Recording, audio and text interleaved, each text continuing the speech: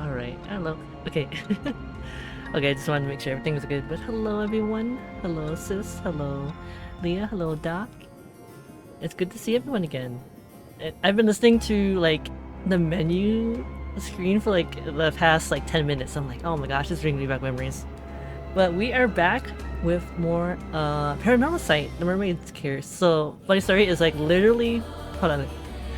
Music is like blasting in my ears. Can I hold on? Give me a second. Give me a second. All right, let me just. There you go. Okay. But yeah, we are back. I can't believe it. So I thought this game would not have a sequel because they didn't announce nothing about it.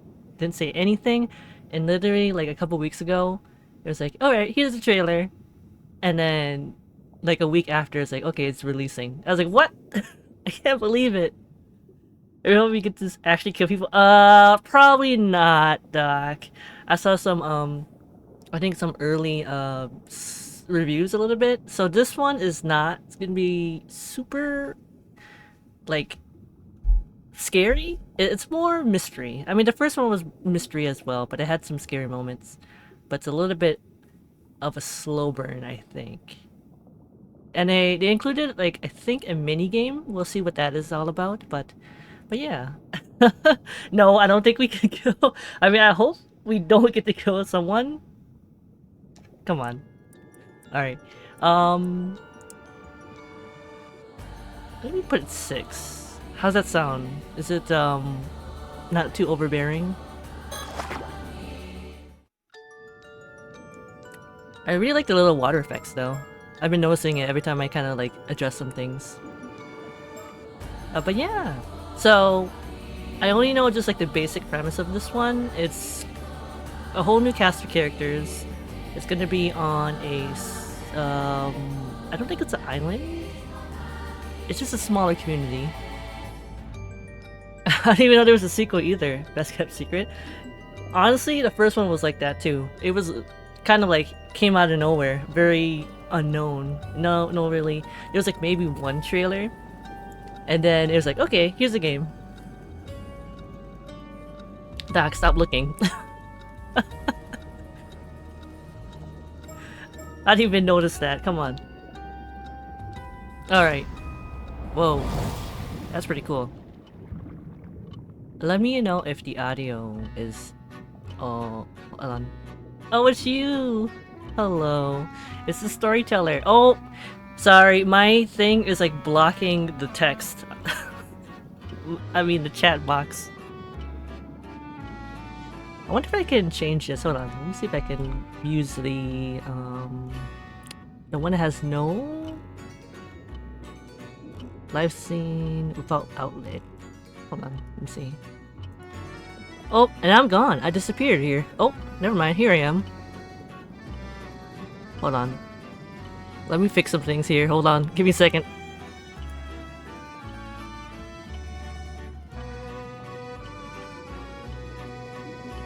Oh. You might have to kill chat. I'm kind of off on the screen. Alright, hold on. Let's see if I can fix this really quick. I'm gonna turn that off. I'm gone. Alright, hold on. Let me see. Let me see if I can fix this here. Bear with me, hold on. I'm trying. I think it's this one. No, it's not. Bear. You like that? Alright, I think I got it. Oh, hold on, hold on. I think it's this one. Oh, that is not it. Oh, I am taking over the whole screen. Alright, hold on. Give me a second again.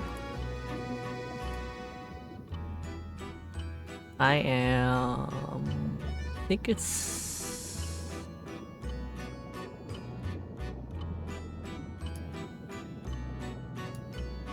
I just got it for a second.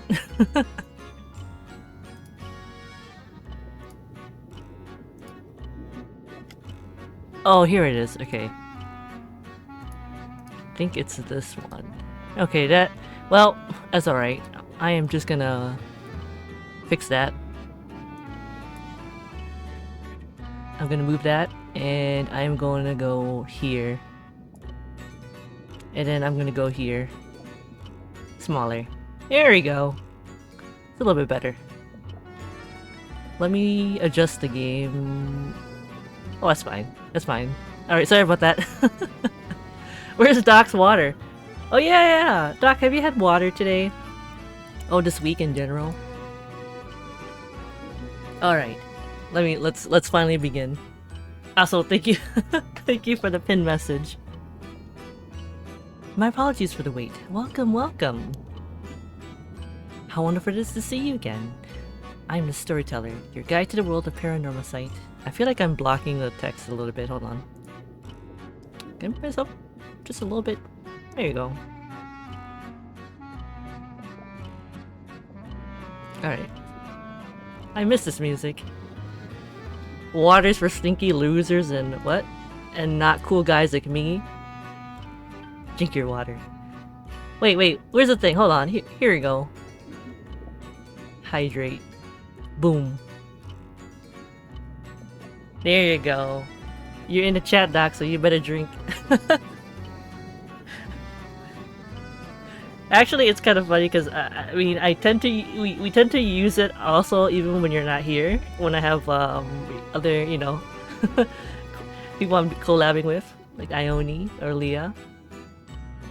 I just use it for them too. Now then, I said you might be keen to dive into our story. Diving, get it? It's water-based. Okay. But there are some important matters I must address first, so please bear with me a while longer. First, this game uses autosave. The game will automatically save at regular intervals, so you may stop playing at any time. I love drinking in Doc's memory. Yeah, that's right. Gone but not forgotten. And they have to drink? Yes, they do. They do. Next, please look to the upper right of the screen. This is the menu button. You can also adjust the volume while the game settings is the option. Oh, okay. I recommend you check the brightness, controls, and other settings now before continuing. Thank you. How do you know about the menu screen? Love drinking soda in my memory. That's how you really honor Doc. Actually, it's pretty funny. I only does that a little bit, and I was saying, no, you need to drink water.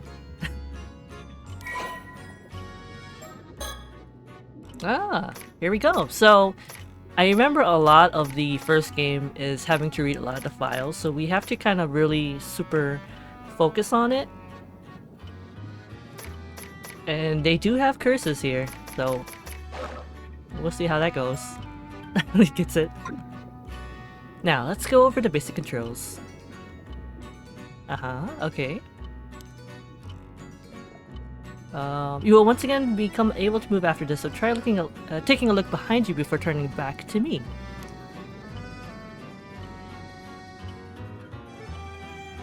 That's... Don't scare me. There we go. Wonderful. Well done. You may also select the face of an individual in front of you to talk to them. Please go ahead and try with me. I'm gonna talk to your face. Bravo, a fine display. There are times when you would be presented with options such as these. What is this place? Who am I?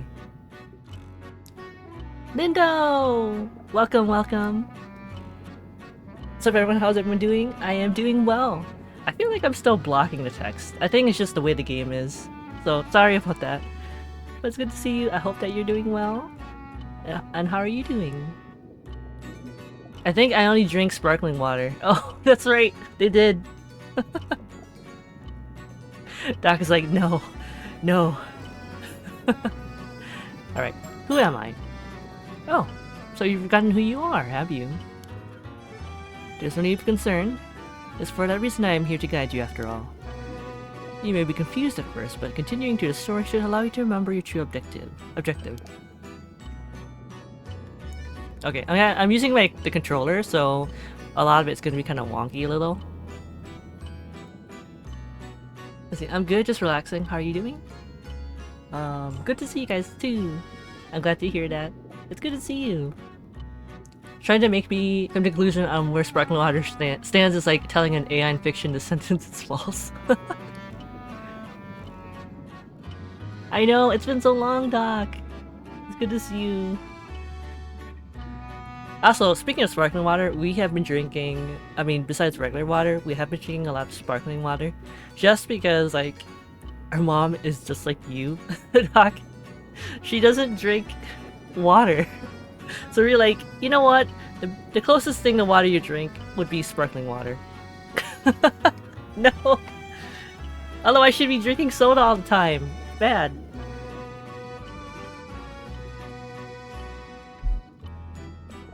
You should be more like her. Follow example. No! What is this place? Do not fear. You will come to know where we are eventually. As offered my explanation of the basic controls, I'll explain other essential functions when the time is right. Ah yes, there's one more thing I wish to confirm before we continue. Are you gonna say my name? Okay. As you may know, I previously served as guide to a different town in the world of Paranormasight, one concerning the 7 mysteries of Hanjo, and that was a couple years ago. Yes, it is! PNG, did you play the first one? Also, welcome, welcome. It's good to see you. You wouldn't happen to be familiar with the events of that tale, would you? Bam! Dang, you two are fast. Thank you. I am. Is that so? So we have met before then. You looked quite different during our previous encounters, so I failed to recognize you at first. My apologies. Sorry, Doc. Lena got it first. In that case, there was something I need to warn you about. Well, I believe I've kept you waiting long enough. I tell you about the experience concerns a number of legends passed on in Ise Bay, a stretch of sea bordering Mie Prefecture. Specifically, those legends involving mermaids. Yes, as the subtitle suggests, our subject this time is a wildly familiar mermaid. Let's see, I did! My friend and I play spooky games every weekend, and I voiced the whole game. I was quite tired after. It was very good though. Oh, I see, I see! Did you enjoy the game? I really liked it. Actually, me and Doc played it like several years ago, and we did voice through the whole thing. I'm still sad though because I forgot to save the VODs, so I couldn't upload anything. It was just went into the abyss.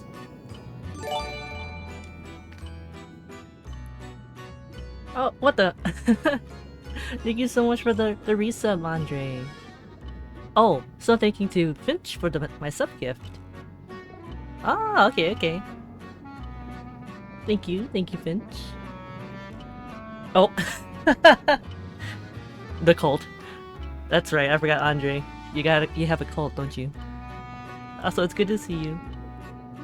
I forgot about that. I thought some were saved. Unfortunately, no, I don't think so. I will make sure to save this one for sure. Finch gave me a 3-month. Okay. No cult. No cult.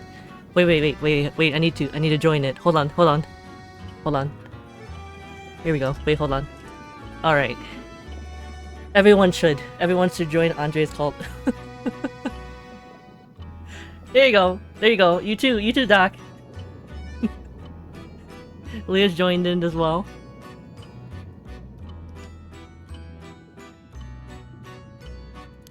Nice. Since ancient times, the great many legends about mermaids have been passed on countries all around the world.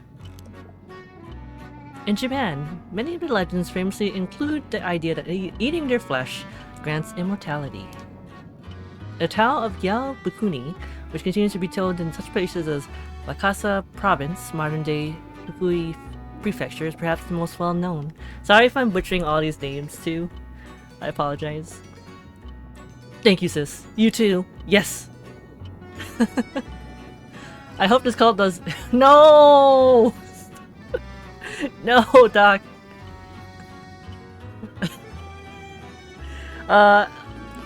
Hold on. The backstory for that is I was playing, what is it? Call of the Lamb, right? You know how that game goes. And Doc really wanted my cult to be cannibals. I was like, no! No! Alright, these legends have spurred those with a yearning for immortality to seek out mermaids since ancient times. Of course, as I just mentioned, these are only some of many legends concerning mermaids that exist across the globe. Oh, well, also, speaking of, like, voicing the characters, Doc will be joining, on Wednesday when I play this game again. So that's gonna be fun. It's been a while since we've done a collab together. I mean, why have a cult if you're not gonna enjoy the wonderful taste of long pork? What? No! No cannibalism, no. Alright, indeed, many have sought out mermaids simply due to fascination with their status as rare and mystical beings. They have also served as inspiration for countless creative and artistic works throughout the ages. It would seem that mermaids possess a mysterious charm that has captivated the human heart for weird reasons, irrespective of era or culture. I think I said that word wrong. Let's read about it. Alright, we got some information. So the Mie Prefecture. Okay, eastern part of Key Peninsula. Oh, okay. A lot of it is, so there's gonna be a lot of text. I'm gonna try to skim a little bit in some stuff, but other ones, like important, super important ones, I probably will be reading it. Also, cool, look at this. You can actually check the famous spots and scenic vistas in here. Very nice. Ooh. Issei Bay.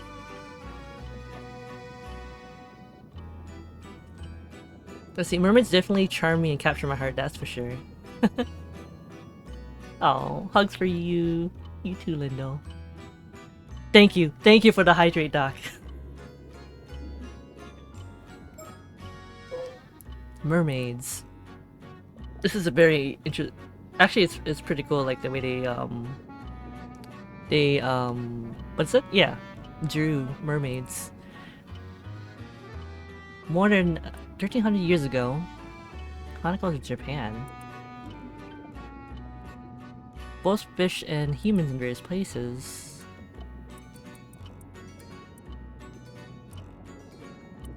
Ah.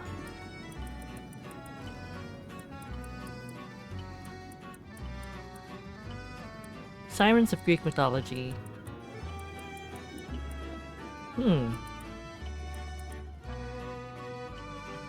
Interesting. And you hydrated me. That's how you fully. Thank you, Doc. You drank that water. Alright, okay. We don't have curses yet, so we're gonna have to be reading that for sure. Oh yes, the files added just now should provide a general review of terms that came up in our conversation.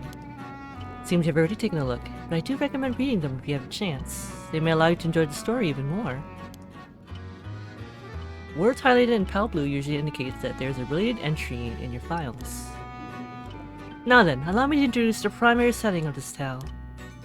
The majority of our story takes place on Kamishima, an isolated island in the waters of Ise Bay. Alright. So we have the island. Oh. Turtle-like shape with kame meaning turtle in Japanese. Ooh. Okay. They also have a mascot character. Kamishi Maru. It's funny seeing you on the Monday, Miski. I know. Wild. I haven't done I actually looked at my schedule thing, you know, whatever I posted last, you know, when I create my schedule, my weekly schedules. And the last thing I had on Monday was I think Urban Myth Disassociation Center, which was like I think last year or the year before. I think that's the last time I streamed on Monday. Alright, you experience events through the eyes of a young resident of the island, one Yuza Minakuchi. If nothing else, please remember that. Well, I believe this ends my initial explanation. Excuse me. Bon voyage and do enjoy the tale. Also, why are we in the water right now? Like, are we in a cave?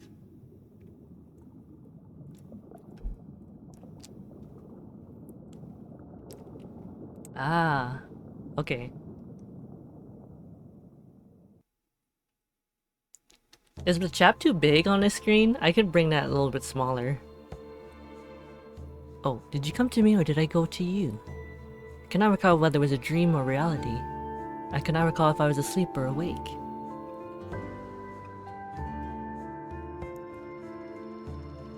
We're in the water looking for the pretty mermaids. Doc! Okay, let me see if I can try to bring that chat box just a little bit smidge smaller. There you go. Is it okay here, or do you want me to put it on like the left side of the screen? I feel... this should be okay. Right. I mean, yeah, right. This should do it. Good to go, Yuza? Yep. Ready as ready can be. It feels so light. I bet I could even outswim a shark. No more than that. I was born for this moment. Legend of Kamishima's patron saint of diving begins today. I love the artwork for this game. Or for the series. It's like almost, what do you call it? Like the bold lines of the outline. Kinda gives it like a 3D feel. Oops, hold on. Just a second. Okay. Here we go. We are Yuza. Alright, so Yuza is a apprentice Alma diver. Okay. Generally quite quiet and serious, he has an eccentric side that often sees him make jokes and wisecracks with a straight face, catching whoever he's talking to off guard. Oh, okay. He lost his parents. Raised by his grandmother, the veteran Alma diver Tsuyu Minakuchi. Found work at a seafood processing plant. Hearing that Tsuyu had an injured leg, forcing her to retire from diving, causing difficulties in daily life, he quit his job after 3 months and returned to Kamishima. At present, he is caring for Tsuyu while looking for work on Kamishima, and he has recently made a decision to follow Tsuyu's footsteps and become an Alma diver himself. Although he has been unable to bring himself down to the sea since the disaster 5 years ago, he's hoping that his previous aptitude for swimming will lend itself to a natural talent for Alma diving. His current diver rank is 1. Quite an introverted child, he began to show a more animated side upon befriending Azami Kumoi, a boy his same age, and eventually became a common sight to see them getting up to mischief together. Although the maritime disaster 5 years ago saw a drastic shift in the way most of Kamishima's inhabitants treated Yuza, Azami alone continued to treat him the same. Even now, it's not uncommon for Azami to find himself caught up in Yuza's eccentric exploits, but he's always quick to laugh and follow his lead. Okay. There are only 2 reasons why one would look for mermaids, because they want to see the pretty mermaids, or they've got some murder motive against mermaids. True, true. And then apparently with this one, right? Like, the legend is if you eat the flesh of a mermaid, you gain immortality.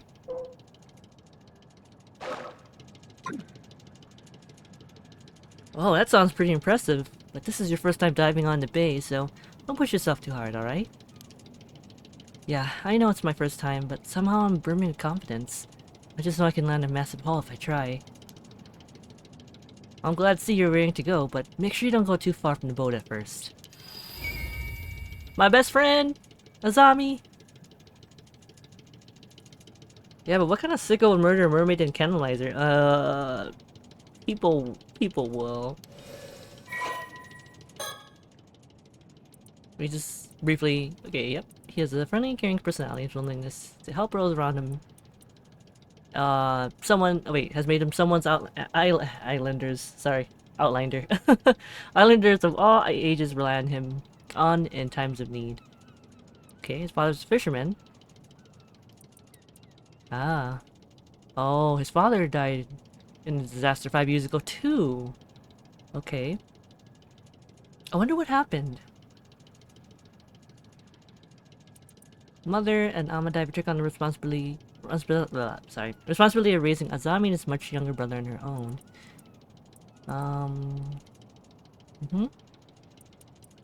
Okay. Fishing ships. Okay. Alright. Okay. So he's like a pretty good friend to Yuza. People will, and that's why people are... wait, and that's why people are for eating Miski. No!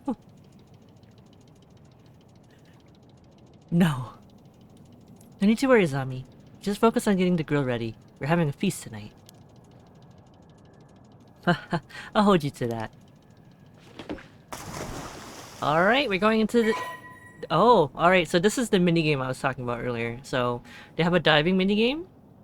And we have... Yeah, diver rank 1. So I think we can level up everything. I'm not sure how well. But we'll see. Minigame? Nani kore? Yeah. I feel like I'm blocking the screen. Should I be on the left side of the screen? Or the right side? What do you think? I'm just blocking the whole thing here. There it is. I think you're fine? Okay. Thanks, sis. Alright, here we go. Let's see. What's stuff good? Alright, so... Okay, look around. Confirm button. Perform action. Automatic switch between swim, harvest, and return to boat depending on situation. Ooh. Okay, I see. Okay. Bam. Oh. Yeah. Yeah. What the heck? Why is this like slicing sounds? Oh, okay, so when we don't have a lot of oxygen, we're gonna go back. Be sure to go back to your boat before it runs out. You can return to your boat anytime by turning your viewpoint upwards and selecting return to boat. Hold on. Okay, okay, I'll go back. I thought I was gonna die for a second. I died! I did die! Wait, I thought I was gonna die for a second and it did die. Miski on the left side would be exciting though, like wow, like left Miski? Non-beef? I died! Okay, I didn't really die, but that's unfortunate. I'm just gonna grab these. How about that? Gotta get these easy controls. Alright, let's go. Did I make it or did I die again? What? What? I don't understand. Okay, hold on. Okay, I'm not gonna go for the big stuff. Here, let's get some like sea urchins and stuff.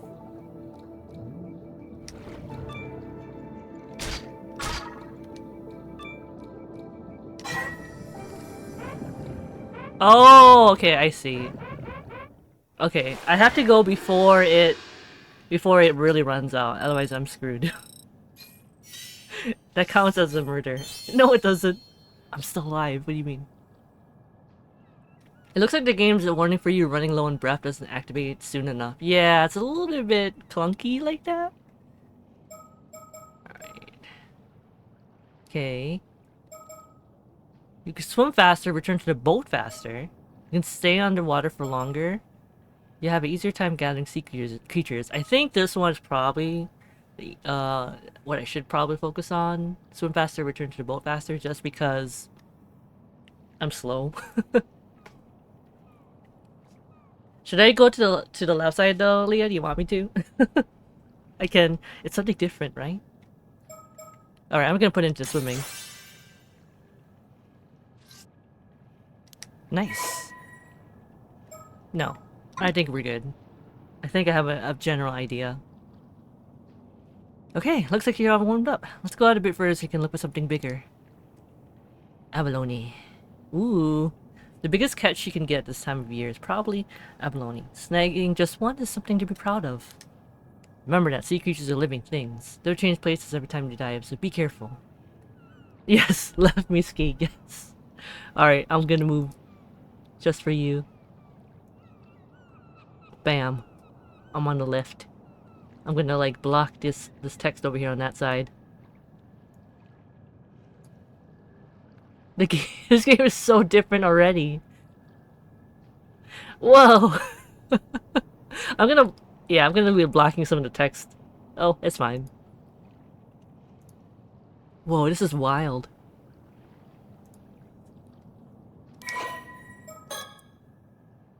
Alright.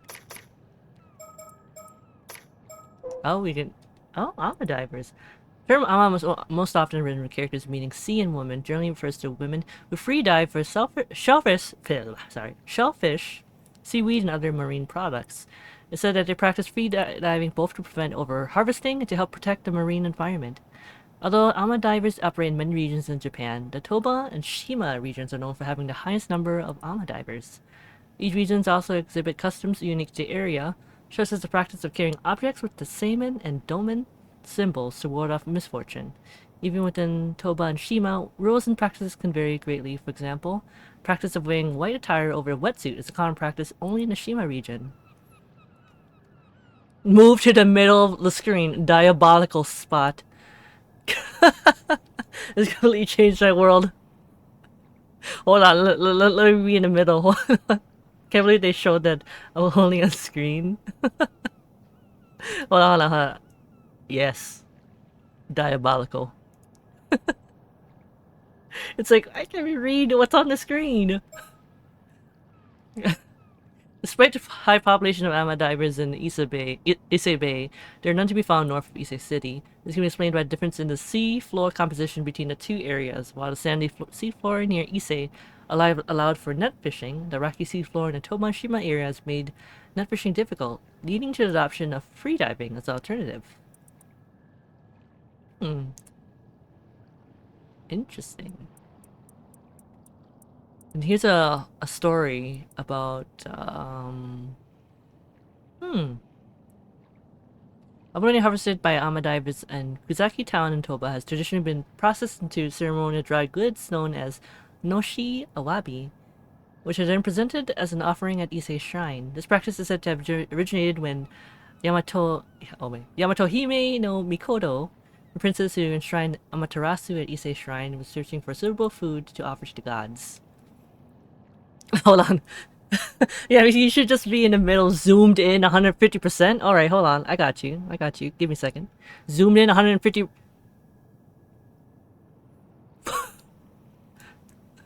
How about that?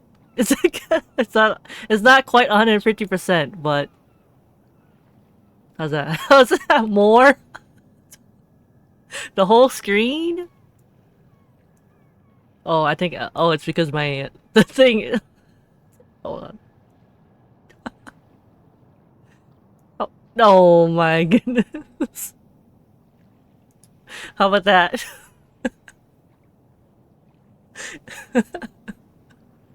You can't even see what's this is premium. What is happening?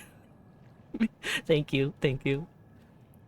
Let me finish this and then I'll go back to my regular size. Thank you for the pin message, Doc. I don't want to read anyways, just wanted to listen to Miski's beautiful voice. What the? Thank you. Beauty. Alright, representative of abalone is by an Ama diver named Oben. The princess found them exceptionally delicious and decided that abalone would be the primary offering for the region. As a result, the Ama divers of Toba and Shima have a strong connection to the region's Shinto rituals, and there are some regions where they perform ritual dances as offerings during Shinto festivities. Sorry. Although Ama is sometimes written with characters meaning sea and man, when the diver is male, this game uses only traditional characters of sea and woman when the language is set to Japanese. Oh. Thank you for hearing us this. You're very welcome. Alright, let me go back to my small form, okay? And I had to go back to my smaller size. Alright, and then I'm gonna move myself this way, so I'm gonna go here. And I am going to... There you go, how about that? Alright, that's good. I feel like I'm still kind of like slightly off though, hold on. Just a little bit. There you go, how about that? There you go. You're very welcome. I did not mean to do that. It's not like you have to master everything all at once. You can take off whenever you're ready. Let me actually like do a full save. That's so cool. I like the little water effects. Look at that. Nice. I know they did that with the first game, but it was all TV stuff, like TV noises, like you're switching channels and stuff. Alright. Alright, we are going back in. And we are hopefully not going to die. So we were looking for abalone, right?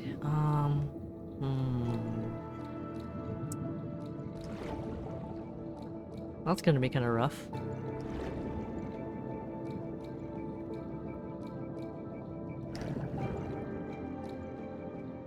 Can I... How about this? What's this?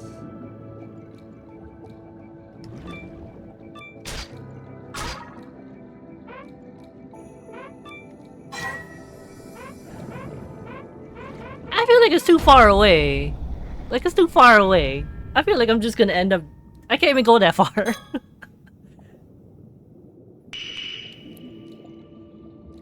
Was there anything that's close to me? Oh! Should have done this instead. Alright.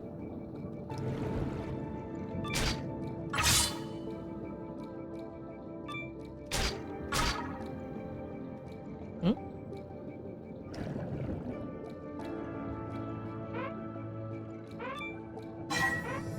Swim back! Swim! Yuza! Oh. Oh, thank goodness. Ugh. This is hard. Okay. I think I need to do this one. Stay underwater for longer.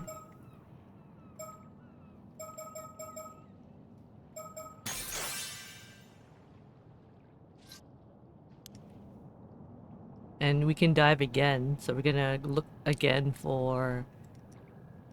Oops. How many times can I do this? Can I just do this like forever? What is that question mark though? I want to see. What is this? Oh no, that's too deep. Oh? Hmm? Hello? What the heck is that? Is that me? Am I dead? Is it a ghost? No. Get away from me! Ah! Sorry, that was a really bad scream. Wow, okay. Alright, I guess that's how it starts. Nice.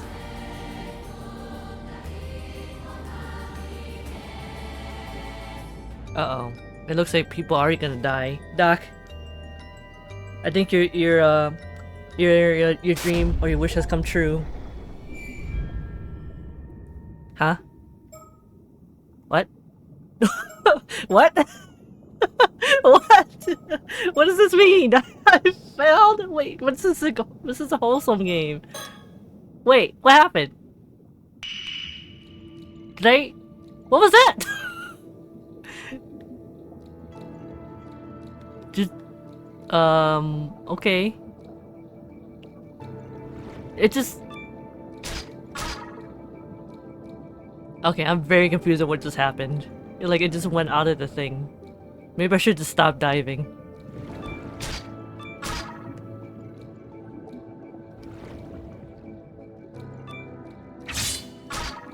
Alright, I'm going back to the boat. Hurry, Yuza! I'm so confused at what just happened. What was it?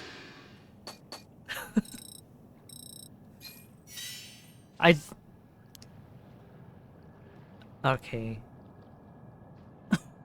I don't know what... Look, it even showed it there, but I died. So, did I actually die, or is it like... Like, what? Hey, Izami, did you see that? I think I died.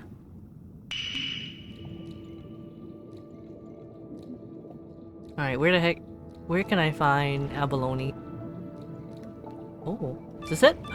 Yes. Good, good.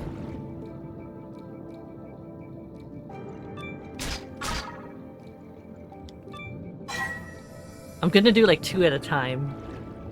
Let's see, someone make me a wholesome game about looking for pretty mermaids and hanging out with them, but secretly there would be a not wholesome patch out there. No, Doc!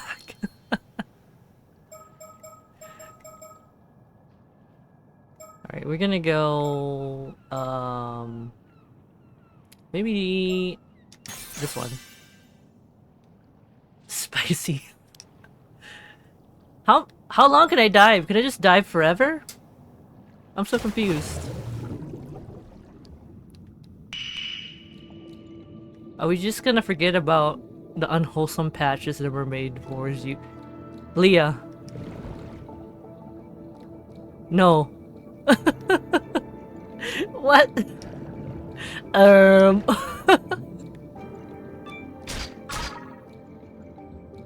Right?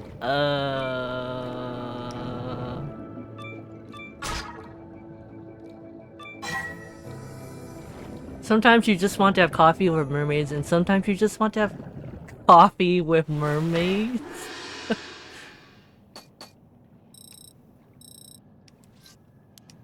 I am ranking up. This is pretty good. It's gonna go dive forever. Am I getting abalone? What does it look again? So me and Doc had 2 different thoughts. Wait, I just recorded a note for records that I have never brought before in the chat. I know, it was Leah. Leah, how could you?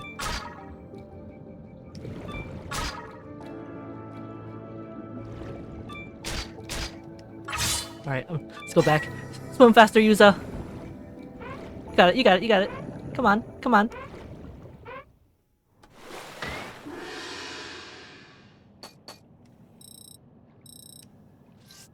Oh, almost rank 5? Hold on, what is...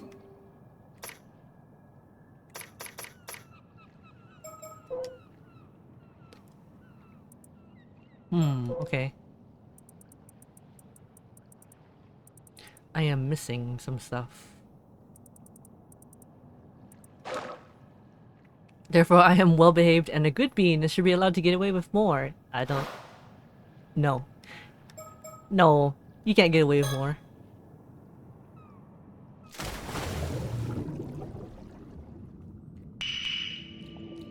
I'm so confused. Did I die?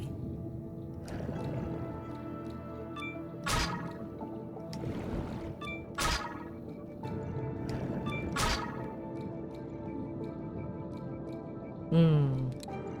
Should probably get a little bit closer. I mean, go back to the boat. Alright. Yuza, swim faster!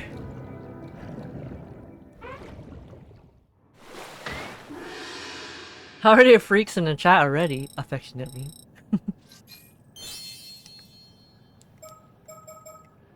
Let's put in something for, yeah, searching. Just gonna... This is actually kind of fun, but also, like, I feel like I'm just doing this...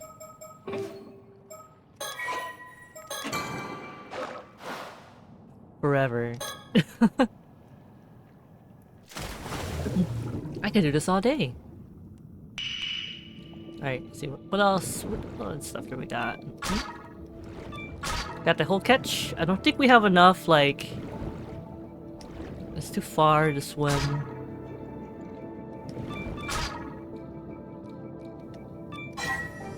Half a chat is always freaks, as it should be. What do you mean? What do you mean?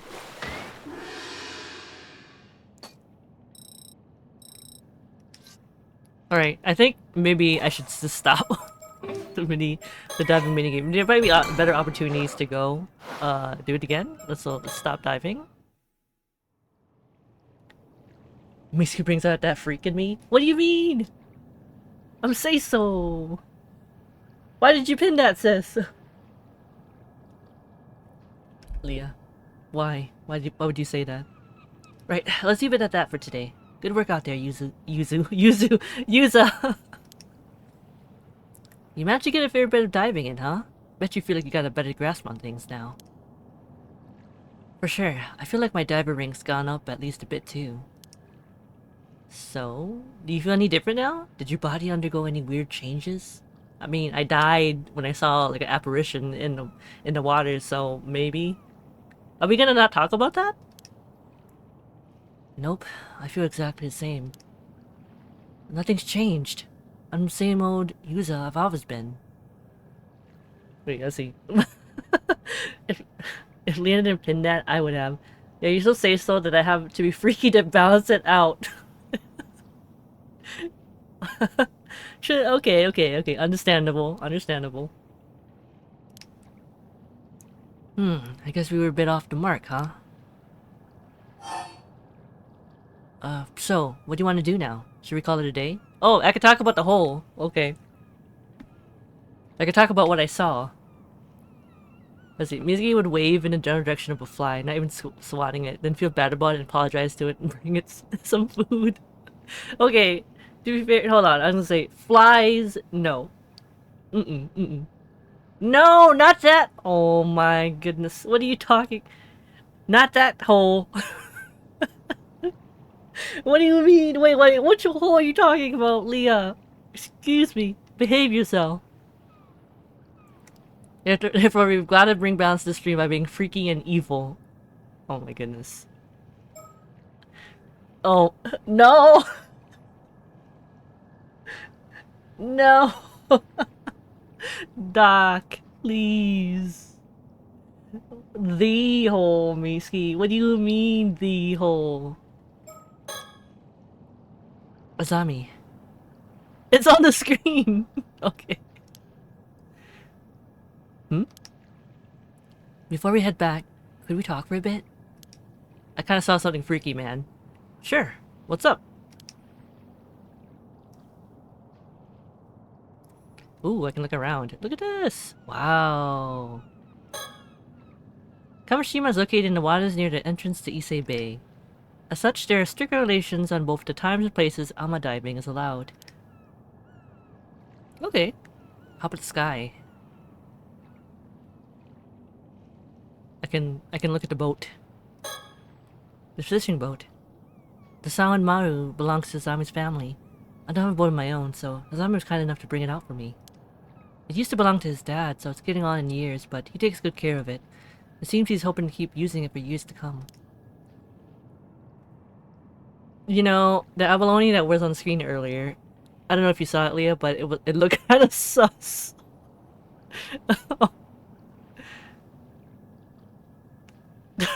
You just stop thinking about the abalone and just caught her.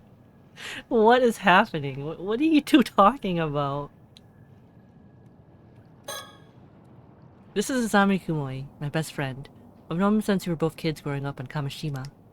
When I told him I wanted to become an diver, he was quick to offer his full support. I can also, like, think. We're gonna be seeing me saving a lot. Oh, look at this! Is that a little turtle?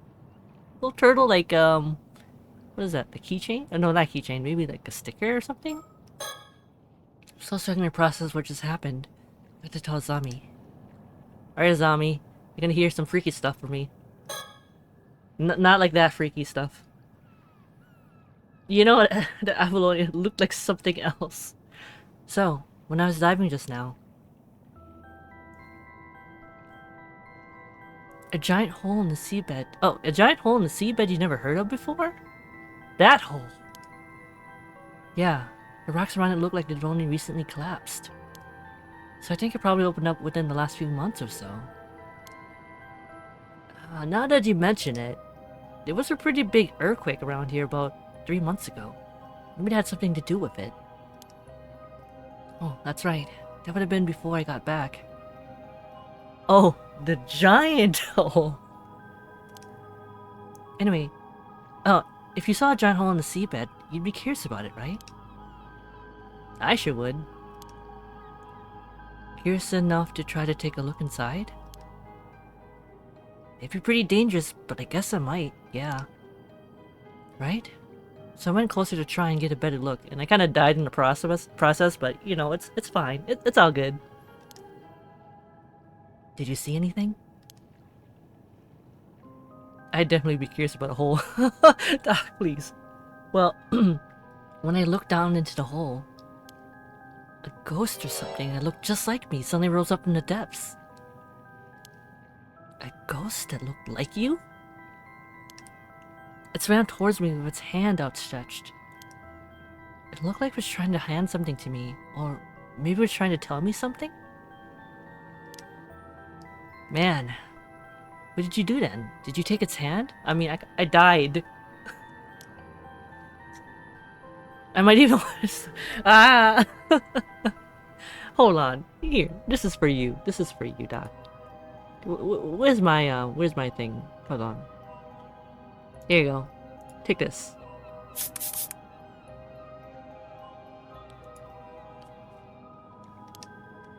I did. I felt like I couldn't resist somehow. I guess even the patron saint of diving does foolish things sometimes. The only thing I saw I was a patron of was carelessness and the lack of proper vigilance. Sounds like there wasn't much you could do about it, though. Feels like it was pulling me in. This hole was made for me. Hey, Yuza. Not the water's free. That thing you ran into. Did you think it could have been a Tomakazuki? A Tomakazuki?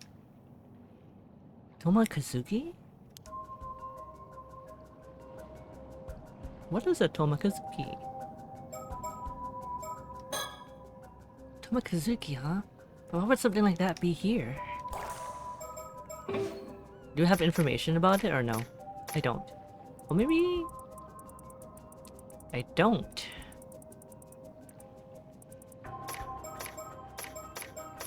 Oh, sorry. How do I get to... Oh, okay, all I have is that. That's why. Okay.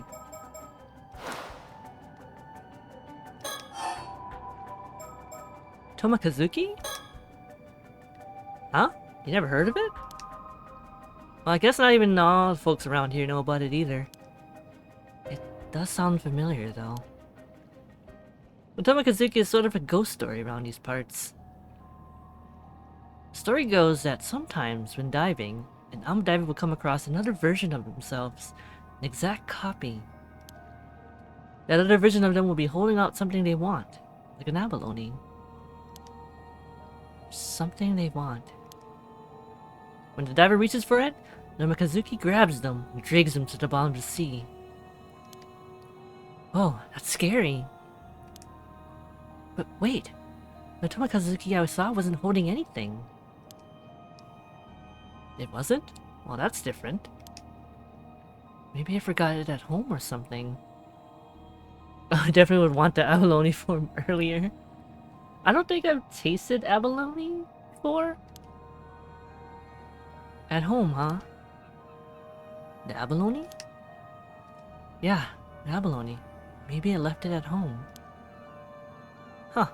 Maybe the Tomokazuki is more careless than the legends let on. You're pretty forgetful though, so maybe it became such a perfect copy that imitated an aspect of you as well. Thanks, man. Oh, that dang Tomokazuki. It knows my every weakness. Now that you mention it, though, I think I do remember that story from when I was younger. I guess the fact that I forgot the story really proves how forgetful I am, huh? No worries. It was a while ago, you know? They're so obsessed with the abalone. It's a little sus now. It makes me feel like much less of a freak for nosing it. Why would something like that be here? Alright, what happened afterwards? So, did anything happen after you took its hand? I don't really remember. When I came to, I was back outside the hole. Also, I was like dead because the diving failed. I thought maybe I'd blacked out due to a lack of oxygen. It had been some sort of hallucination. I see. Yeah, I guess that's possible. But if that's the case, that means I stopped you just to talk about some hallucination I saw. And that would be super embarrassing. Doc has bougie taste. Some people do say that Tomokazuki legends might have come about because of divers seeing things and ran out of air. But hey, it's no big deal even if it was hallucination. The most important thing is that you're safe. Still, I can't help but wonder about a hole suddenly appearing like that. Yeah, it's pretty weird. By the way, you know those symbols on your diving gear? Symbols? Yep, Seimen and Domen. The Ama divers around here all have them somewhere on their outfits. Oh, this was my mom's gear, so I didn't know. People say those symbols work as a charm to protect divers from the Tomokazuki. Interesting. But if I ran into a Tomokazuki just now, wouldn't that mean a charm didn't work? Maybe, but it could be thanks to the charm that you made it back safely. Sea's a dangerous place even without the Tomokazuki around. Things could have been even worse without the charm to protect you. I see, so without this charm, I really could have been attacked by a shark. Glad I had it then. Do I have to worry about sharks? No thank you.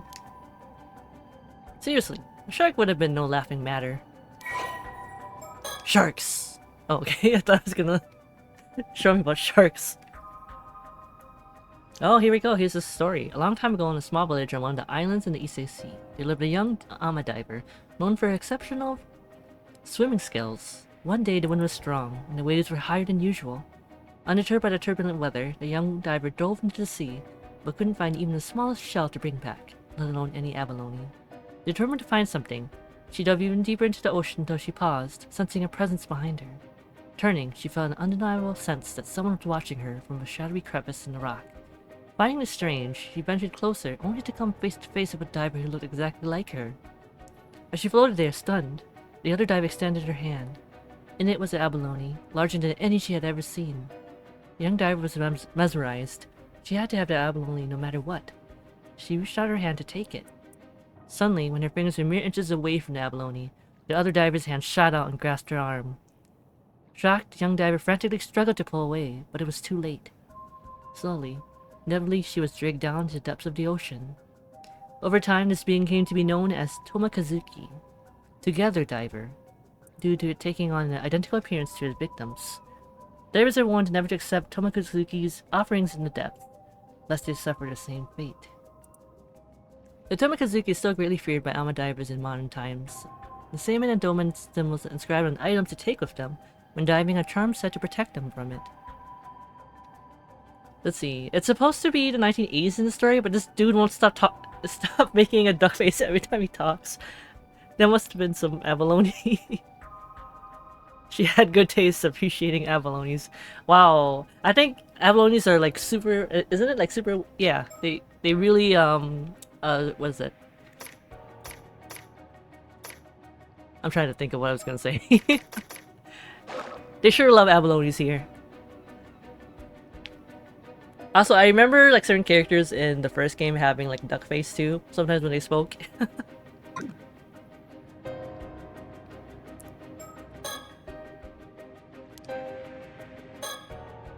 Hey, Azami, about the Tomakazuki just now. Yeah? Do you think it has anything to do with what we're looking into? Okay, so recollection. I think this is a new thing. Let's see, what does it do? Okay, unlock past recollection chapter. Something I want to do. So I think this is like recollecting just past memories of like certain characters. Or like maybe all characters. Let's see. Oh! My apologies for the interruption. I'd like to take this chance to inform you about a unique ability of yours, the recollection feature. To make things clear, I must first tell you about the story chart. From here on, you return to this screen, the story chart, that breaks in the story. The story you witness will not necessarily unfold in chronological order. This screen will allow you to see where each chapter lies in the grand scheme of things, as well as select where you wish to proceed to next. Okay, if the icon for a chapter is not dim, that indicates it has not been fully completed. Generally speaking, completing a chapter will unlock the chapter immediately after it. However, there will occasionally be times when a recollection button will appear during the story, as experienced just now. Pressing this button will allow you to delve into a memory invoked by certain words in the text, which will in turn unlock a new chapter, a past recollection chapter for you to experience. A most remarkable ability, is it not? Once you have unlocked such a chapter, it will become available in the story chart for you to peruse as you wish. Okay, this ability will be key in unraveling the tale before you, so do be sure to press the recollection button when you see it come up. With that, please enjoy the continuation of this tale. Thank you, storyteller. Let's see, yes, if I could make more directional decisions, it would be less duckface or more murder, hard to choose. Why not both? If so, could your mom have become an Ama diver because she wanted to find the Tomakazuki? But she wouldn't have worn something of this charm on it if that were true, right? Good point. So I can go to... Oh, okay. I can't go to the story chart now. But I unlocked the chapter so I can see it eventually. Is that all you wanted to talk about? There's more. No, there's more. Actually, this might be the most important part. Alright, I realize there's something I need to do after this. Something really important. Hey, so you found a lead down there after all? I'm serious. If I don't pull this off, something terrible is going to happen. Hey, I believe you. Go on, tell me everything.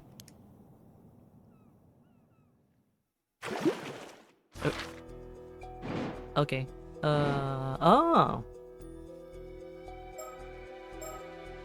Okay, let me... So this is where we can go here. Okay, we can go back to the past and then... I think it's best to see what the past memory is. A day before he sets off to sea as an Ama diver, Yuza asks Azami to meet him at the Kantakisho ruins. Ooh,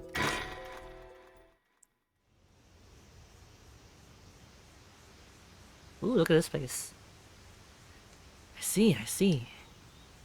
If you say you want to be an Ama diver, then of course you got my full support. But something tells me you're not just doing this for Suyu. People are bound to talk you become an Ama diver here. You must have some other reason, one big enough reason to risk everyone running their mouths. I knew I couldn't hide anything from you, Azami. Heh, it wouldn't take me even 0.2 seconds to see through one of your lies. So, what's up? Tell me everything. I hope nothing happens to you, Azami. Come on. You better not die. I should be able to tell Azami everything, right? Alright, let's see. These are the ruins of an old wartime building, the Kantakisho.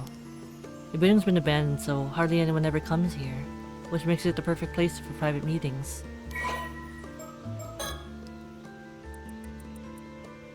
Ah, okay.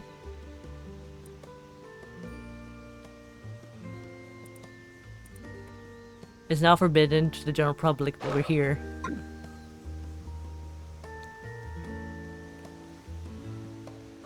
Just gonna take a look around. Hey, Azami. What I'm about to say is going to sound pretty crazy. Still want to hear it? Sure, bring it on. Thanks. I'll come right out and say it then. I'm looking for a mermaid. I need to find one by tomorrow. Huh? That was it. Okay. Oh, a mermaid, huh? By tomorrow? That's gonna be tough. I'm being serious. In fact, I've never been more serious. I really do have to find a mermaid by tomorrow. I can tell you're not joking by the look on your face. You got some sort of reason for saying this, right? I'm also looking for a mermaid.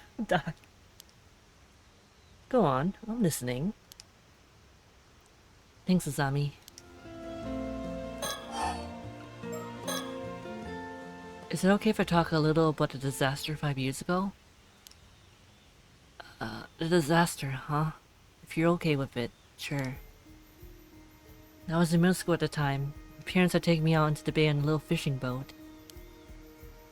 This massive storm came out of nowhere and sank all 3 fishing boats that got caught up in it.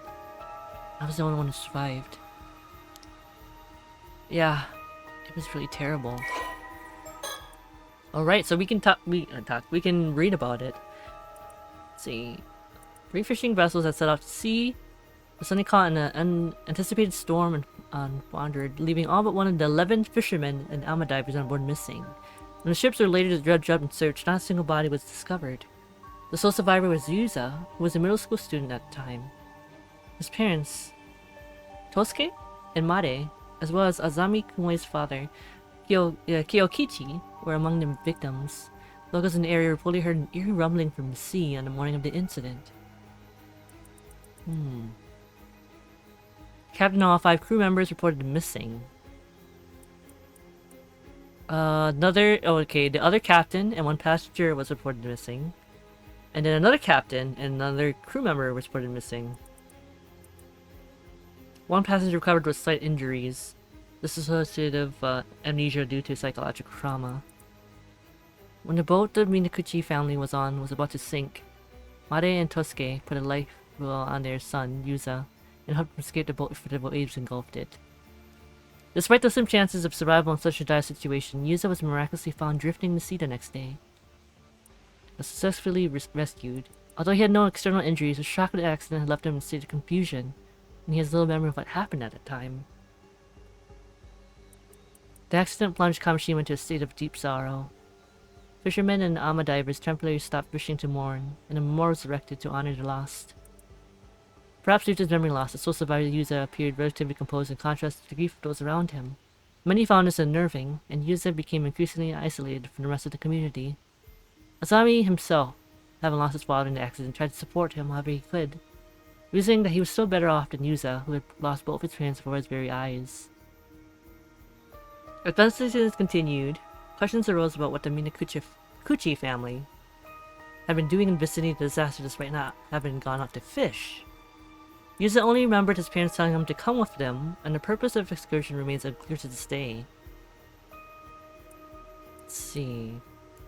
It was not long before speculation began that Mare had done something to incur the wrath of the god of the sea, and the islanders are already suspicious of her due to her mysterious background, but quick to condemn her, citing the sudden localized nature of the storm. In contrast, only words of sympathy were spoken for her husband Tosuke. Rumors that Mare had brought disaster to Kamishima continued to spread. Yuza's grandmother Suyu sent him away from the island to board at a high school in the mainland. She had sensed the island's resentment beginning to turn toward Yuza and hoped to shield him from becoming an even greater target of their ire. Even now, 5 years after the accident, feelings of animosity towards Made remain deeply ingrained in the people of Kamishima.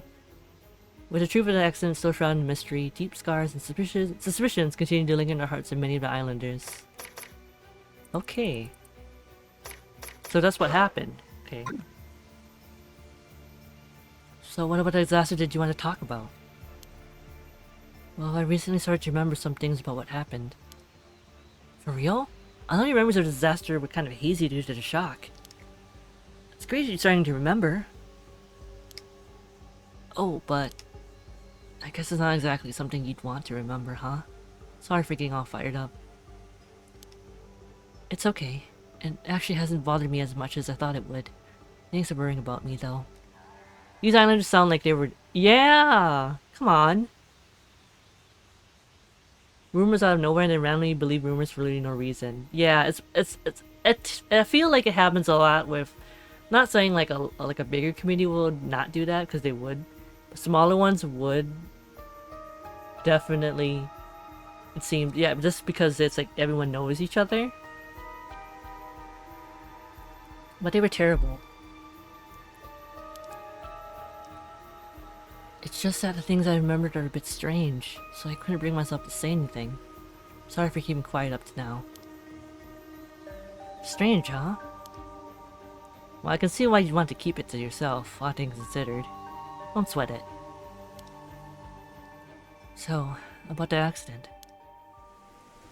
Are we gonna talk about it? Oh, here it is. We ran to the storm. Our boat got caught in the whirlpool and started to sink. My parents gave me a lifebelt and lowered me into the water. Am I saying that right? They were frantic, and I was too stunned to do anything but go along with what was happening. I can imagine. It's been really scary. The waves were knocking me around, so it took everything I had just to hold on to the boat. Is that— yeah, am I saying that right? In the end, I just watched as the boat was swallowed by the water. I couldn't do anything else. There was nothing you could have done. It wasn't your fault, Yuza. Right after that, this huge wave came crashing down on me. And I got dragged down to the depths of the sea. Huh? You got pulled under? But I thought— yeah, up until now, I thought I managed to miraculously stay afloat until I got rescued. But I remember now. I was pulled down underneath the waves. I remember it being caught in the current and tossed all about underwater. I couldn't breathe. I was sure I was going to die there. But then someone grabbed my hand. Wait, are you saying what I think you're saying? I'm always reading about small communities doing crap like this all over the world. Yeah, it happens like a lot. I mean, very like— not like frequently, but it does happen a lot. I was barely conscious by that point. So it's not like I saw them clearly or anything. Was it a mermaid that saved him? But I'm certain someone was there with me. Someone who grabbed a hold of me and pulled me to safety. And from what I remember, it's a mermaid! You're saying they were a mermaid? Exactly. So you were saved by a mermaid? I'm sure of it. And it looked exactly like what first came to mind when you hear the word mermaid. Excuse me. Ooh, excuse me. Ooh. A real mermaid, huh? But there was a really extreme situation, so it's entirely possible I was just seeing things. Which would mean I called you out here just to talk to you about some hallucination I had. If that's the case, I'm going to be super embarrassed. I feel like this is a running gag with Yuza. I think it's supposed to be like, he's supposed to make it as a joke. I mean, you're standing here talking to me now, right? So you must have gone out of that situation somehow. Oh, thank you so much for the hydrate assist and the stretch and the hydrate back. Nice. Oh, let me stretch. I jinx something? He should definitely find his mermaid and thank her and maybe ask her if she's single, yes.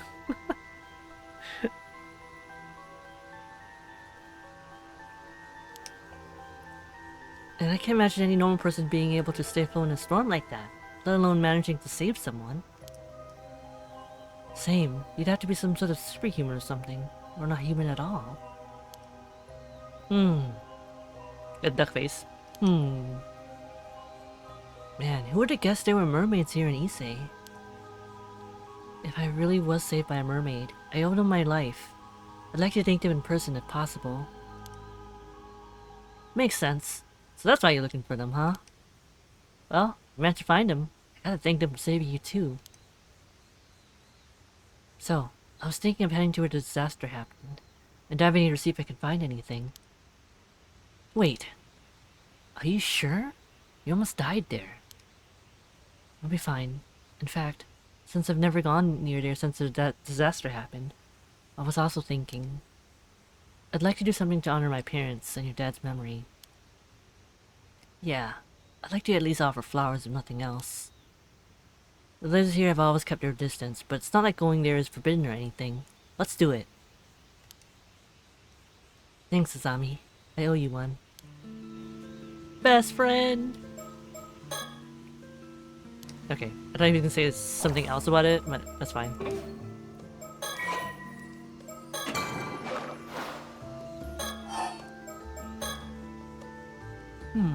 But it doesn't guarantee the mermaid would still be around there, right? I'm thinking it'd be good to have more of a lead before we head out there.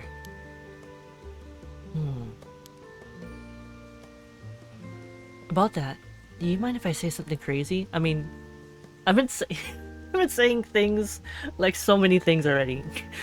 I'm sure Azami's like, it's fine, bro. Like, you can just tell me. Come on. Again? Sure. What's up?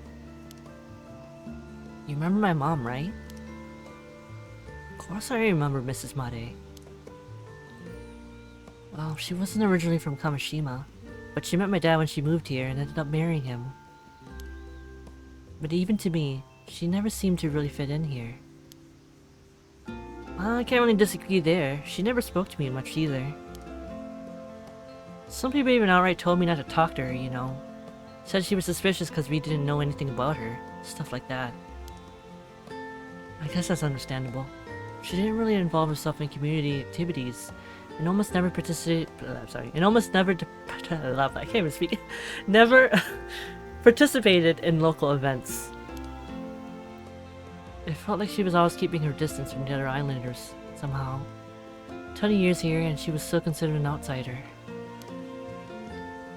Yeah, I never knew how to bring it up to you, but I always kind of wondered. Was there some sort of reason for that? I can't wait for the islanders to suddenly come up with a rumor like, did you hear?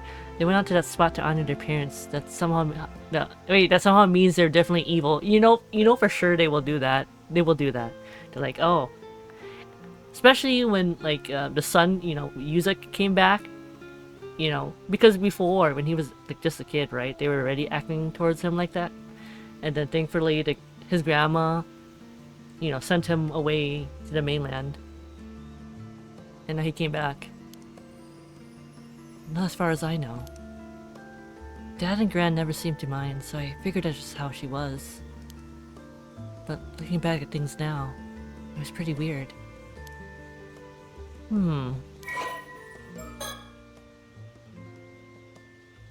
She was declared dead a year later after search parties found no sign of her. More than 20 years ago, Made Sumikawa arrived in Kamishima with no possessions to her name, especially when she had taken a liking to the local environment and wanted to move there. What if the mom was a mermaid?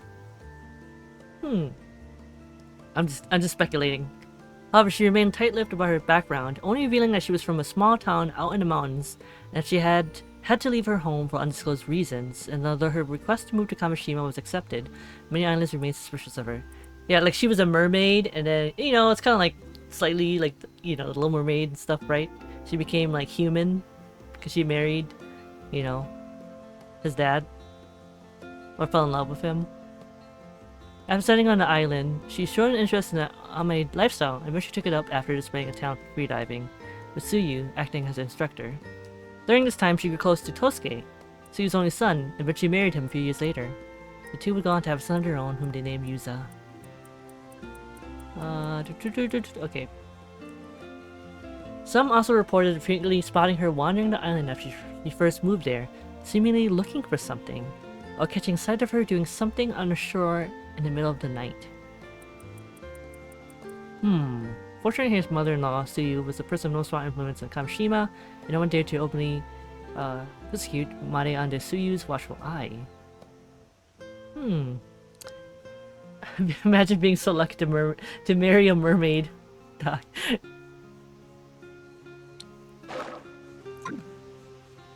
I guess even I thought she was a bit of an oddball at times.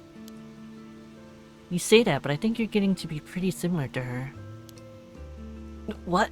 Really? Yep. What's the saying? Marching to the beat of your own drum? You're both like that. Really? Never realized. Been so blind. A blind fool. Yep, there it is. That's what I'm talking about. Huh?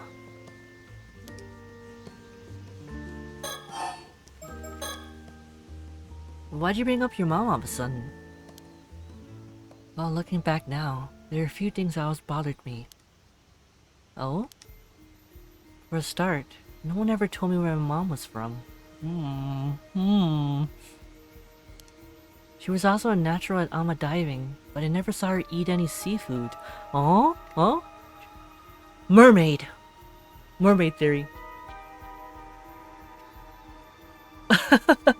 Any character. I'm not human. Wanna go out? Doc. Gosh. She didn't eat any seafood. Sometimes at night, she'd suddenly say she wanted to go look at the sea, or going out and not coming back for hours. Huh, I guess that's all pretty weird, yeah. That's not all. When I was sorting through my mom's belongings, I found this. We usually keep it in the family altar, but I brought it along today to show you. What is that? A fish scale?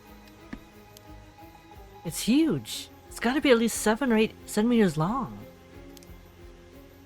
I always just figured she'd held on to it because it was a rare find. It's her scale! What's if it's her scale? Holy. Okay, but wait. If she was a mermaid and didn't eat seafood, what did she eat? She probably ate, like, just, you know, like beef. You know, chicken. Vegetables. I don't know. But once I remembered the mermaid, I began to wonder. I don't know. What fish could this guy have come from? Why is my mom holding on to it? Whoa, hold it right there. You're not saying your mom's a mermaid? I am. The mermaid who rescued me back then was myself. I'm a mermaid. You're the mermaid, Tasami. Just kidding. I think mermaids have to eat seafood. Are we eating kelp? Right? Well, how would she get that food when she was a mermaid, right? She has to eat seafood, so maybe we are eating kelp. Well, maybe she was eating kelp. I would count kelp as seafood, though. Yeah. My mom. I think it was my mom. What do you think? I don't know. It's pretty out there. Could that even be possible? So your theory is your mom used to be a mermaid, but she became a human so she could live among us? Among us. Yeah, but she turned back into a mermaid when a disaster happened, and wasn't able to come back afterwards. How does that sound? I feel like that's... I mean, it might be possible? I mean... What if it's a twist and she wasn't the mermaid? I don't know. After hearing the story, I can't just dismiss it out of hand either. If that's really the case, and my mom really is still out there in the sea, somewhere, even if in a different form, I was thinking it'd be nice if I could see her again. It might be because they're so treated as missing instead of dead, but it still hasn't really sunk in that my parents are gone. I know what you mean. Sometimes it feels like my pop's just going to show up at home again, like nothing ever happened. No, even if your mom's alive, I guess it'd be hard for her to show up if she's back in her mermaid form now. If my mom really does have some sort of connection to mermaids, then maybe that was the reason she never really fit in here. It might help clear up any mistaken impressions the others have of her anyway. See. I think it was my mom. What do you think? Don't say you want to don't say you want to date his mom, don't say you want to date his mom. Say literally anything else. Doc. Like, mermaid? You used to be a mermaid? Okay.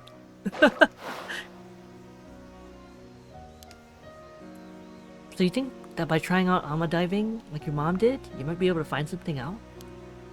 Maybe if you're lucky, you run into a mermaid in the process. Yeah. And if I really am descended from mermaids somehow, it's possible that diving might awaken something in me. Alright, I hadn't thought of that. I guess if your legs suddenly become fins, we'll know for sure you're a second generation mermaid. Thank you for the hydrate, Doc, Lindo, and the stretch. We stretch and hydrate. Yes. Hold on, give me just a second. Let me clear that. There we go, so you can do more.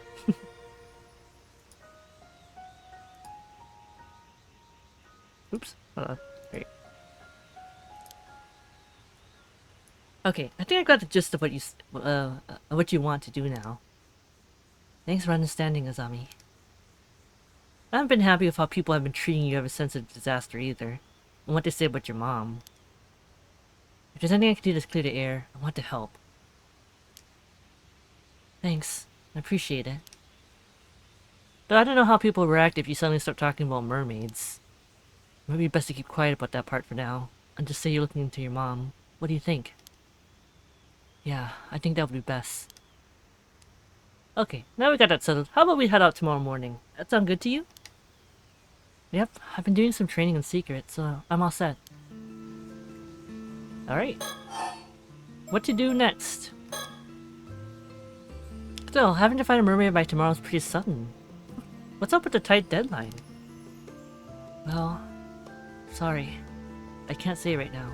If you manage to find one, I'll explain everything. Promise. Well, as long as you tell me later, it's all good. Oh, here's an idea. If you're in that much of a rush, how about we talk to Tsukasa and Sato? Maybe they'll be able to help out. I wonder, it's nice to have some help. Would they even believe me? The whole thing is pretty crazy after all.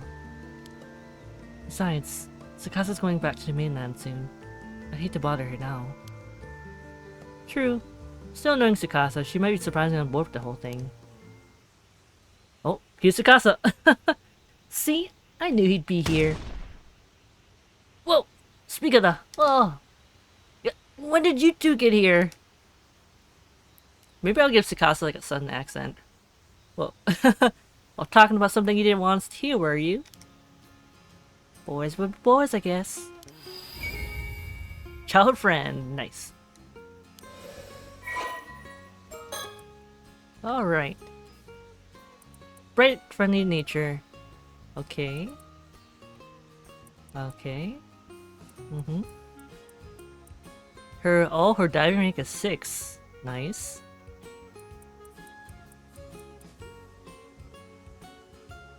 Okay. Sato. Okay, so Sato, their other friend, is, looks like a new friend.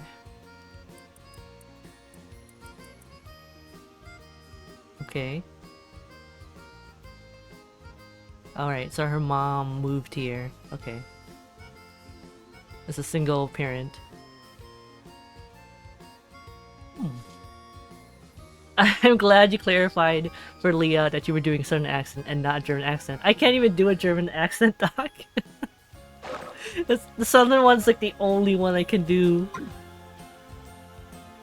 Hey, you got us all wrong. We weren't talking about anything like that. Yeah, you gotta hear me out, Tsukasa. I was powerless to resist. I refused at first, but Azami insisted and... Oh? Tell me more. We might as well admit it, Yuza. And Sato, what's with the sudden keen interest? Alright, enigmatic girl, okay. This is like the newest spread. Mysterious girl. She arrived 3 months ago.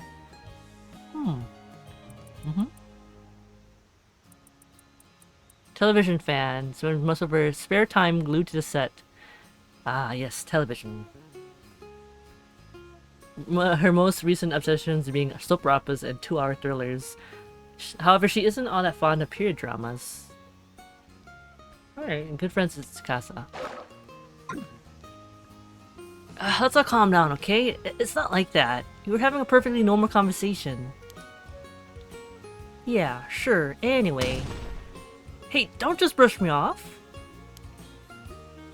You're getting pretty worked up, Azami.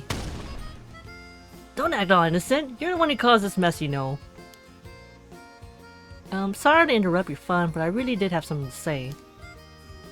Folks are worried you haven't shown up to the association meeting, Azami. You should probably get going. Oh, dang, the meeting! It totally slipped my mind. Sorry, Yuza. Gotta go for now, but I'll get in touch later. No problem. Thanks for coming even though you're so busy. Bye! He's gone. I guess we'll be on our way too then. Sorry, I've got some important business of our own to handle. Won't be able to help out with whatever you're up to. Oh, it's another recollection. Unlocked. So you did hear what we were talking about? Oh, the part where my name came up. I didn't want to be nosy though. I see, well, thanks for coming all the way out here to get Azami. I don't know what you guys are up to, but you piqued my interest. Be sure to tell me all about it later, okay? Anyway, see you later. Come on, Sato. Roger. Oh, one more thing. Better not forget about the day after tomorrow. Tell Azami he'd better remember too. Sure, I'll tell him later.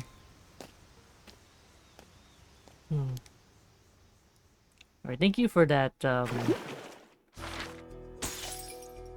Alright, so we got something from Sato. I'm just gonna probably go in this order and then we'll go to the main story.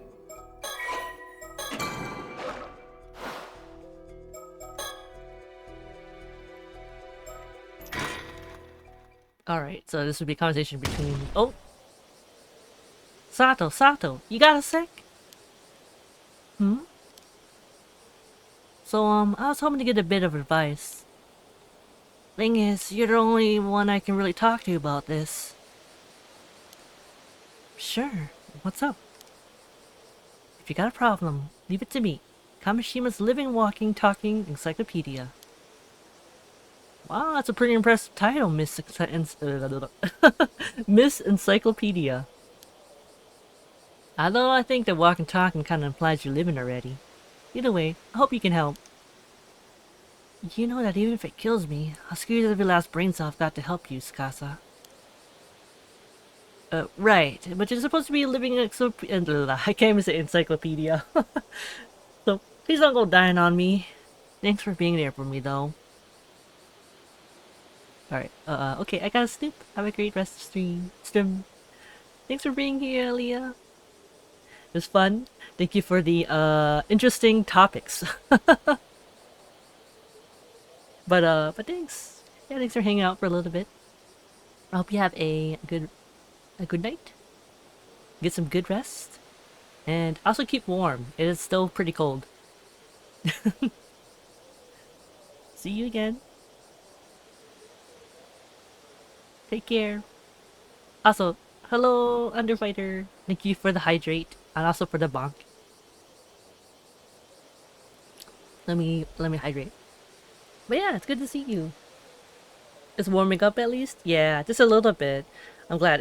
Today was a lot better than yesterday and also on the weekend. The weekend was just so cold. I want the world to always be cold. Not all the time. Sometimes you want it to be a little bit warm. Come on. Also, thank you, Lindo. Thank you for the hydrate doc. Have a good night, Leah. Sleep well again. I shall make it so the temperature is never above 65 degrees Fahrenheit. That'd be very nice. It'd just be consistent 65 or 60 like the whole time.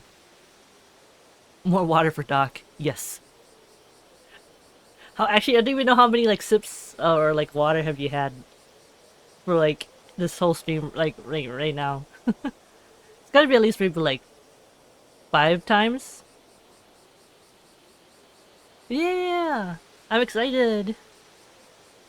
I'm taking the day off before my birthday, which is the 9th. But we'll be doing something. And then I still have to figure out what to do for like a birthday stream. Probably like maybe like do a collab with everyone. Oh, not everyone, but something. I'll think of something. It's coming up pretty soon. Too many. Has it been more than like the past couple weeks? You had more water today? Come on, let's go somewhere with no one else around then.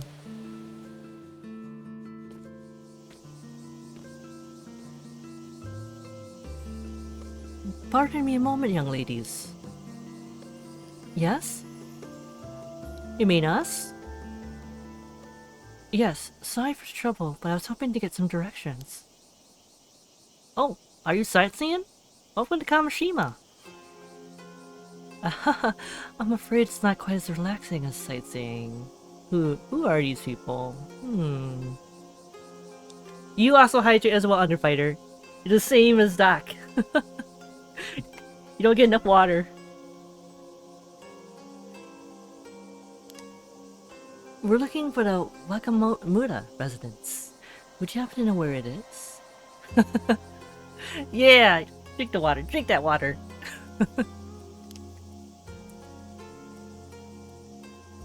The Wakamura residence?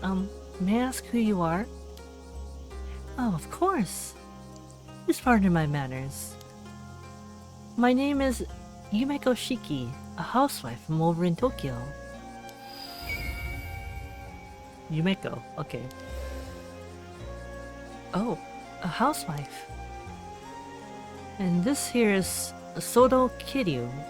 He's something like an assistant to me. My pleasure. Assistant, okay. Actually, we should team up. We should rebel. Soda only. No, no! The fighter, don't listen to Doc. Don't give in. Alright. Okay, that's all we know about them. The age is a secret. I see.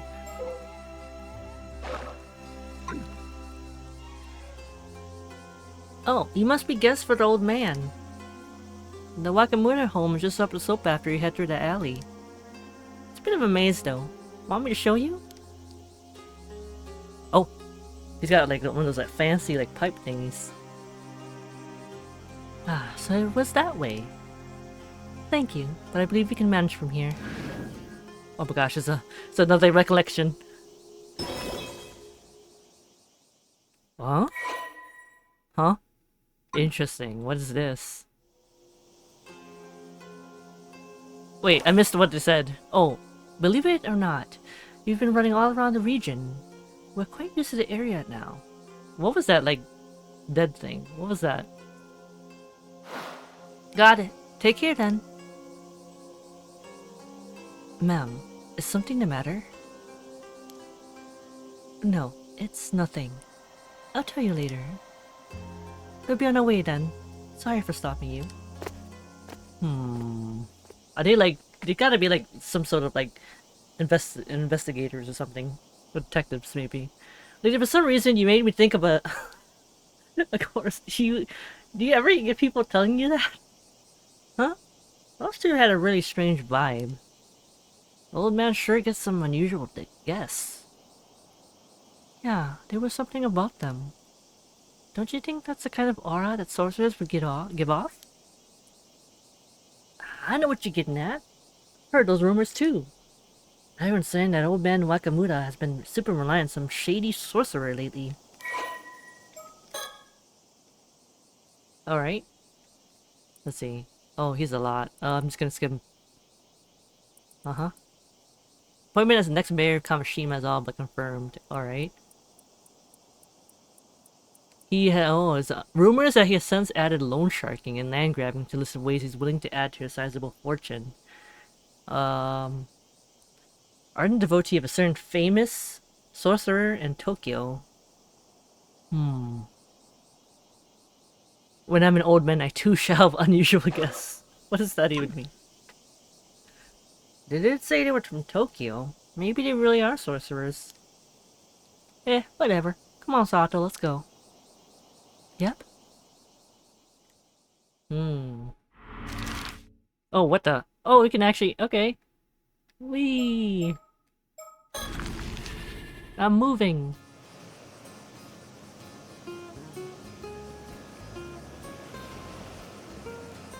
Okay, this spot should work fine.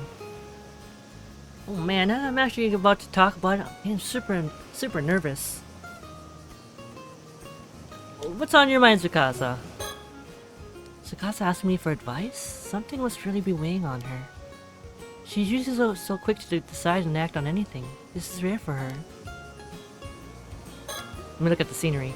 This little bay is quite hard to find, but hardly anyone ever comes here, including tourists. Which makes it a great place to talk in secret.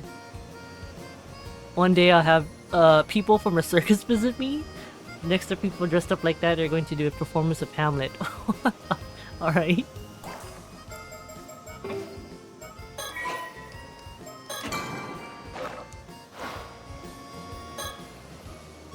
Alrighty, you said you wanted some advice, so let's hear it.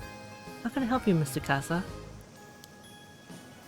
Well, I do want your advice, but I'm not really sure where to start. Wow, I guess this really isn't an easy topic for her. In that case, let me start off with another topic to loosen her up. Let's see, talk about advice, talk about summer break, talk about TV shows. How about summer break? I guess you'll be heading back to the mainland soon now that the Oban holidays are over. Yeah, I head back to my boarding school in 3 days, so I've only got until the day after tomorrow to take it easy here. Right. Time sure flew by. I'm really gonna miss you. Me too. Only 2 days left, huh? 2 days? Well, what am I gonna do? I guess whatever she wants advice on is time sensitive? She seems embarrassed. Yes, I have unusual guests all the time, and the locals will speculate what my deal is, but they'll never figure it out. They're like, wow, it's super mysterious. Why is there so many guests coming over? Oh, Tsukasa, that reminds me. Did you catch that 2-hour suspense drama the other day? Right. You said you were looking forward to it. I didn't see it. Mom was watching a period drama.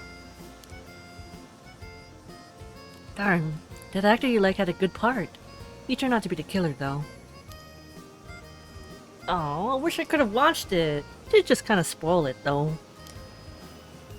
I wish we had a VCR like yours. Oh man, VCR. You can record music shows and watch them over and over, right? That sounds amazing. I remember having to always rewind. It's like, oh, let me just record a new thing over it. Not many houses on the island have one, though. Yeah, I know it's a bit of a luxury, but being able to record and keep TV programs is the best. And now we're on to, like, streaming stuff. Be kind, rewind. Set tapes are rad. I know. I think we might have, like, some old ones still in our house somewhere. Let me just kind of unplug. I'm charging my phone.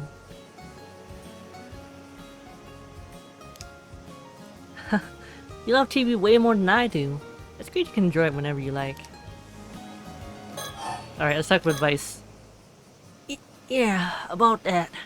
How do I even put this, looks like she hasn't loosened up yet. Maybe I should start from a different angle. Dang it! Right. So the plans you were talking about for the day after tomorrow.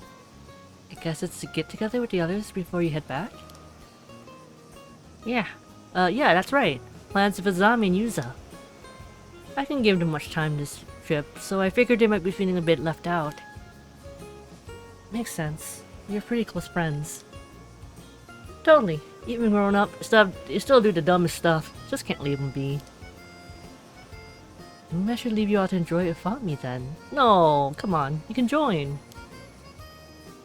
No way. You're the lucky ones to have someone as cute as you come along with me.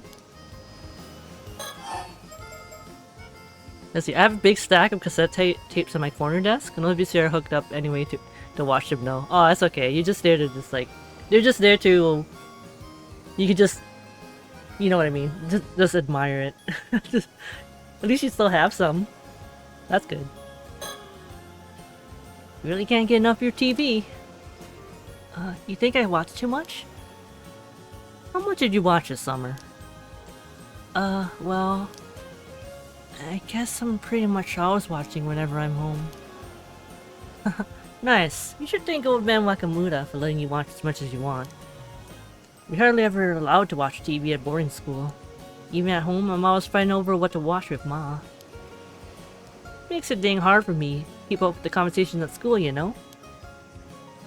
TV's just got too much influence on everyone. Can't blame them either. It is pretty fun. Ask this girl if she keeps blushing and asking advice because she wants to know how to find and ask out a pretty mermaid. Maybe. Let's see. Oh, she hasn't loosened up. Okay, so I need to talk to her more. Man, can't believe my summer break's already coming to an end. Yeah, it's kind of sad. That's it? Alright. Speaking of TV, I saw something on the morning news. Yeah? What happened? They said an Alma diver on the mainland went missing at sea. Yeah, I saw that too. Hope to find her safe. Apparently they're still searching, but it goes to show how dangerous being an Alma diver is. Yeah. Even I had a couple moments out there that have been way too close. When the catch is right in front of you, it's easy to think you can go a little bit further, and end up pushing it just too far. I mean, it happened to me when I was diving earlier. Sounds scary. You be careful out there. Now that I think about it, a little while back, there was a story about old human bones found on the seabed near Toba. Whoa, I never heard about that one. That really happened? Creepy. Maybe it was someone who went missing at sea. Just hope it isn't like a curse or anything. Curse, you say? Yeah, the sea can be pretty scary. The old Ama grannies always told us. We islanders live with the sea. Never forget how fearsome it can be. That's why the Ama divers wear charms and mind the proper rites, right? Yeah, gratitude, manners, and restraint toward the sea are never to be forgotten. That's the first thing they teach you when you start diving. Has anyone heard of scuba gear? I guess they don't really do, like scuba gears. I don't know.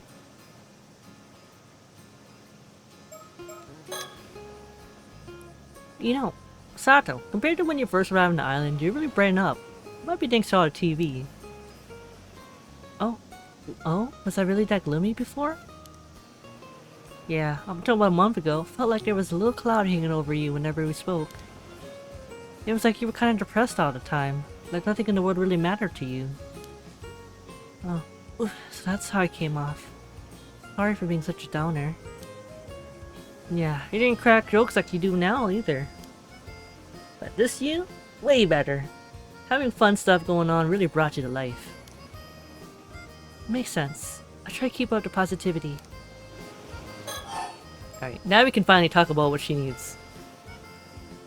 It sure is scary how close all of us are currently coming to drowning ourselves. Gee, if only someone had invented a way to not just have to just hold your breath underwater. Okay. Okay, I'm ready. I'll just say it. Go ahead. So the thing is, I think I like someone. Is that why you're blushing a lot? Whoa! Who do you like? Is it me? Alright, go on. A mermaid! We'll hardly get to see each other anymore soon. Oh, okay. I want to tell him how I feel while I'm still on the island. Is it one of their childhood friends? She likes a mermaid, for sure. Makes sense. I hope however I can. As Kamashima's living encyclopedia, I've seen this all on TV before. I probably know a thing or two that can help. For sure. Yeah, you don't sound all that confident, which kinda makes me a little nervous. But I can tell you mean it. Thanks. She likes a mer dude, for sure. I just don't really know what to do. So, which of the two is the lucky guy? Huh? Who do you mean? But, oh no way! Don't tell me you think I like a Zami or Yuza. Wait, you mean it's not one of them? Oh, it's not. Me falling for one of them? Not a chance.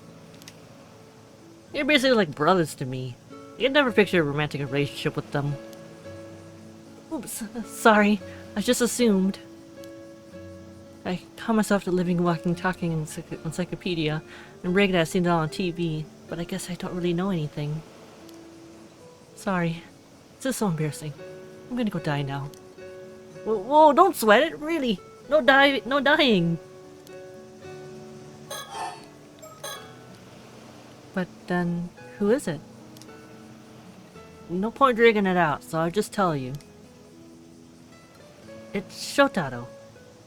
Who is this Shotaro? Oh, it's this guy. Mr. Wakamura-san? I see. He's sincere, smart, and pretty handsome. I can see why you'd like him. That dude's hair. It's like, I don't know how to explain it. Right? He's back visiting the island at the moment, but he usually goes to the university in Tokyo. I secretly admired him for ages, but I always thought he just saw me as a kid. I figured he'd never be interested. Now I go to school on the mainland by myself, and I'm even working as an alma diver. I think he might see me as more as an adult now. More than before, anyway. Yeah, that makes sense. So you want to let him know how you feel while he's still on the island. He admits it's just one side on my end, but can't keep these feelings bottled up.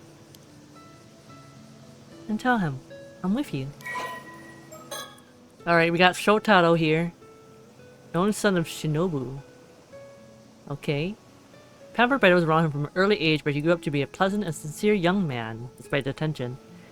He is well regarded by those who know him, often being told that he is blessed with a sharp intellect, good looks, and a variety of talents. Currently attending a university in Tokyo. He's back on Kamishima for summer break. While his father, Shinobu, wants Shotaro to inherit the influence and wealth he has spent much of his life building up, Shotaro himself has no intention of doing so. He is skeptical of the old-fashioned, insular ways of island society and regards his father as the very embodiment of those outdated mores, viewing him with utter disgust for his overbearing, vulgar tendencies and superstitious beliefs. Alright, I see. Alright, that's his father, okay.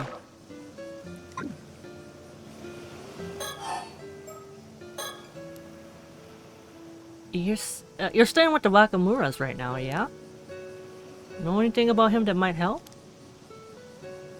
Oh, I'm afraid Miss Encyclopedia might not have that kind of info.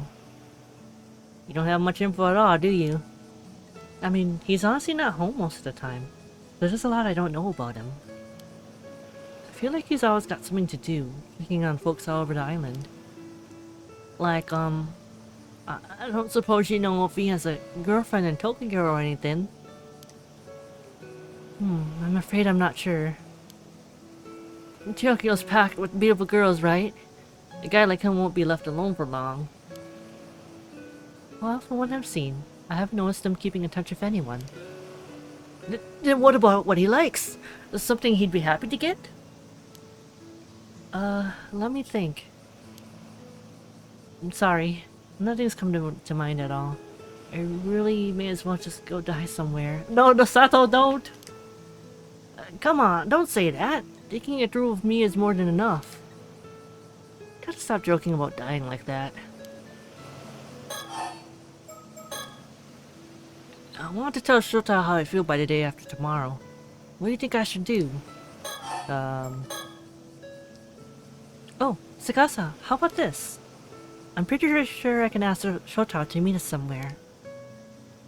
I'll organize that for now, and we can plan from there. How does that sound? Oh, sounds good. Thanks so much, Sato.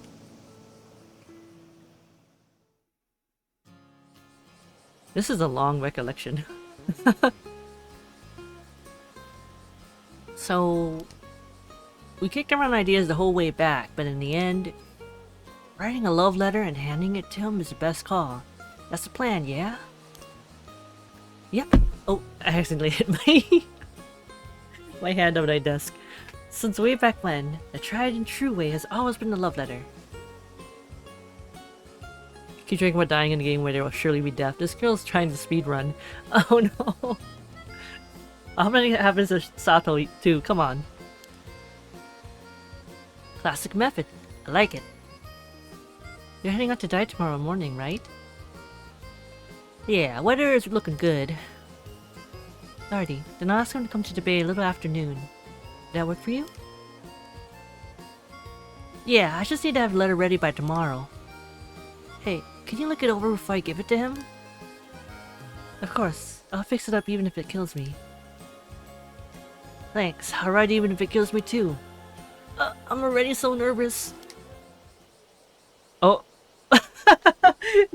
It's like, oh, we're gonna wait until tomorrow. Oh. Here he is. Hey, you two over there. Huh? Is that who I think it is? Oh my god, he's so cool. Look at that popped up collar. It is! It's Shotaro! Oh wow. Hey, sorry to interrupt. Look at that fancy watch. Oh, he's totally glowing as usual. Is something wrong? Have you seen Azami? He didn't show up to today's association meeting. Oh, I see. I haven't seen him today. I think I know where he is. I'll go get him. Oh, you do? I knew I could count on you, Tsukasa. I'll let you handle it then. Oh boy, a wink. Sure. No problem. He's so cool. Oh man, he called me by my name.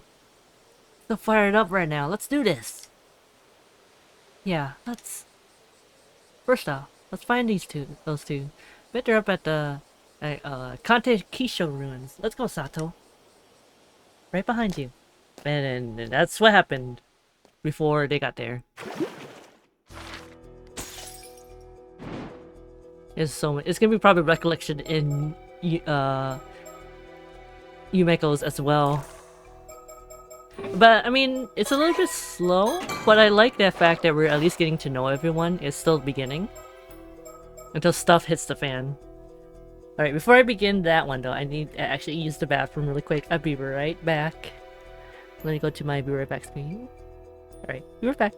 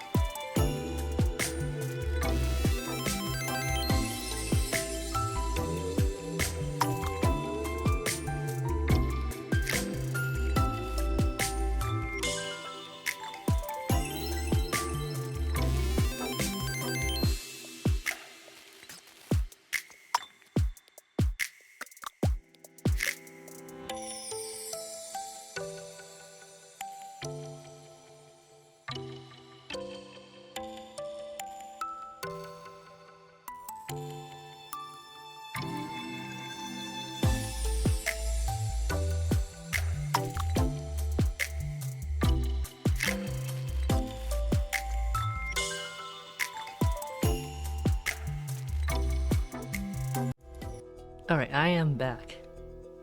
Alright, we are gonna go... probably figure out what happened over here. There's a corpse in the water. Strange corpse found there.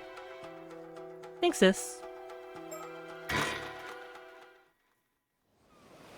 Alright, what are... ooh. Oops, sorry.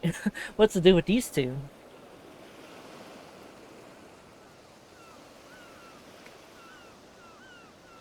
Mrs. Shiki, there you are. Sorry for calling you all the way out here. Not at all. Thank you for bringing the case to our attention. I hear you got an unusual corpse on your hands? Well, forensics aren't here yet, so I honestly don't know whether it can even be called a corpse or not. But I do know that it'll cause a stir if anyone catches sight of it. So right now we're just trying to keep the busybodies away. Sure, I'm glad it happened while you were still here, though. What with you being from the Tokyo Metropolitan Police and all. Alright, so this is the prefecture police detective here. Ide. Masaru Ide. Ah, so Yumeko is part of... okay, the police. Probably a detective, yeah. Where is our cadaver then? Still in the water over there where it was found. Feel free to go ahead and examine it. Over there, huh? I mean, over there. I see. Vision ability? What is this?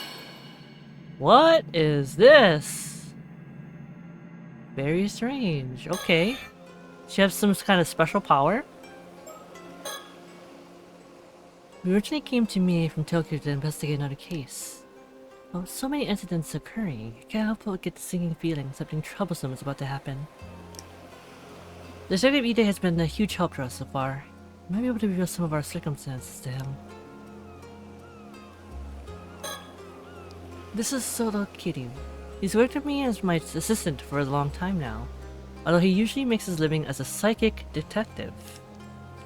He's not officially with the police, but with my signs being what they are, he has special permission to accompany me on investigations. Alright, he's an independent psychic who makes his living as Japan's only psychic detective. Let's see. Oh! He has abilities. Okay. Curses. The ability to use particular curses to inflict harm or otherwise negative effects on others. Effects range from forcibly binding a target in place to dealing fatal wounds. The stronger the curse effect, the greater the burden on the user. Shagan. Ready to see the face of a deceased individual from the remains, allowing for recreation of their features via portrait sketch. Only a small piece of the deceased remains is necessary to use this ability. However, enough of the thoughts and desires of the dead individual must remain for it to be effective. Wait a second. The Feast of Shadows. That sounds familiar. The ability to create a domain in which the potency and range of certain types of spiritual abilities are increased, only effective at night. Solo himself is able to create a domain up to 1 kilometer in range. He has an ability... okay, he's a curse user. A curse bearer. What? His ability to do curses doesn't sound very cop-like, or actually, I guess it sounds very cop-like. I thought they got rid of the curses though, right? Or is it just... is this taking place like around the same time? Let's see. Solo's family runs a small shrine dedicated to a certain Omyoji from the Sengoku period. This Omyoji is said to be an ancestor of the Kiryu family, which may explain why their bloodline has produced many individuals with a strong spirit sense over the years. He was born an exceptionally potent spirit sense even within his lineage, leading to his abilities catching the attention of legendary psychic Itensai Shiki when he was 8 years old. Itensai subsequently took him under his wing as his protege, and Solo underwent rigorous training under his watchful eye. He's also quick to respond when summoned by his mentor's wife, Yumeko, and often supports her during her work. He has a keen keen interest in swords and extremely knowledgeable about blades from all countries and eras. This also claims he's their only psychic guy, which I feel like contradicts the previous game, right? Because there's actually... oh shoot, what was her name? She had ability... she was a psychic too.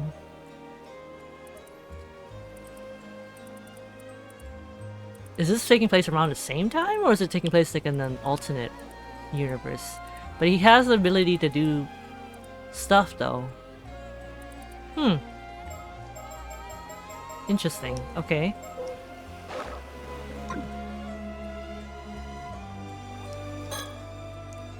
Is there anything that stands out to you so far, Soto? I'd like to get a better grasp on the details before saying anything, I think. This is Futami Gara? A coastline just northeast of Issei City. It's a pretty popular location for tourists, and there are several beaches nearby as well, so a bunch of people are milling around. It certainly is an impressive sight. It's too bad we would come here as simple tourists. Alright, so we have this place. Okay, Futami Gara. Okay. I forgot which what decade we determined through deduction that the previous game took place in. I think it was the 1980s too. So this was like the time like they were talking, because there was a lot of TVs. There's a TV and a fax machine, if I remember correctly. It's been a couple of years.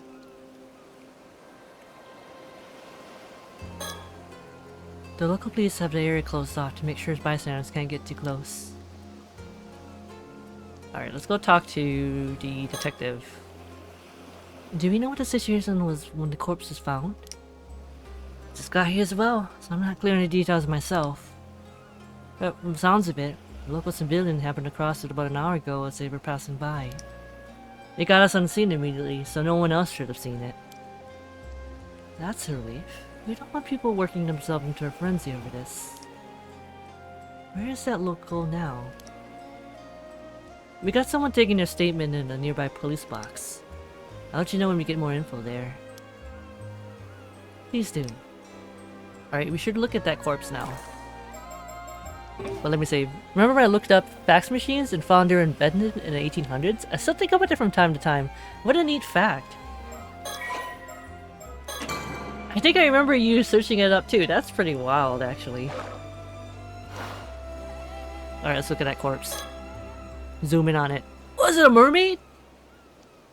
I see. So this is the corpse in question, is it? It's got scales on the bottom. Yeah. Unusual is certainly one word for it. It's all dried up now. Almost like it's been mummified. But apart from that, it's pretty safe to say this is a mermaid, right? Let's take a closer look at it. Oh my. I'm not sure I'd date this mermaid. The body's lower half is identical to a fish's tail. If this was a fish, it'd be a pretty big, a pretty huge one. It would seem like the fish half the body begins from the shoulders downward. All the mermaids I've ever heard of have had the fish half start from the waist down. If it is a fake, maybe whoever made it didn't do their research? Really? Several of the mermaids described in old Japanese legends had their faces as the only human part, though. Seriously? Guess that makes me the one who didn't do their research then. Oh, zoom in on that. As you can see, there's no doubt it has a human head. That's the main reason we went ahead with treating it as a corpse. That makes sense. I can't imagine anyone would have seen a creature like this before, after all. If it really is a mermaid, wouldn't this be a pretty huge discovery? It's not the sort of thing we'd be able to make public, that's for sure. I don't suppose we have any way of confirming their identity? Their identity? If you haven't seen their body, it'd probably be difficult to confirm based on facial features, but we might have a chance using dental records. Though that would depend on if they ever had a dental exam. I see, that makes sense. Alright, what else? Tail. Okay, let's go torso again. If this really is a corpse, I wonder when they died.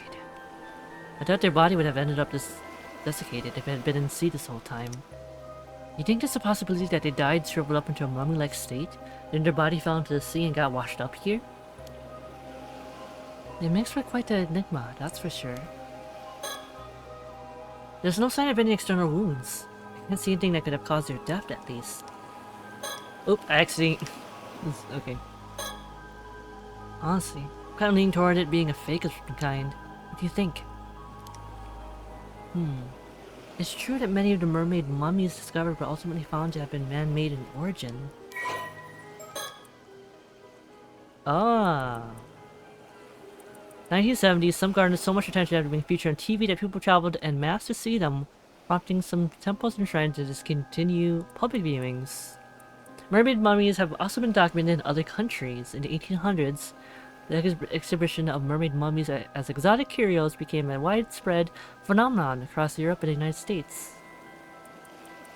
Fibers from materials such as wood and paper in their composition, exposing them to be man-made in origin. The quality of submarine mummies crafted in Japan during the Edo period were particularly high, with some being widely circulated, especially in Europe. However, the revelation that many of those mermaids were man-made does not disprove the existence of mermaids, and debate on the topic continues even today.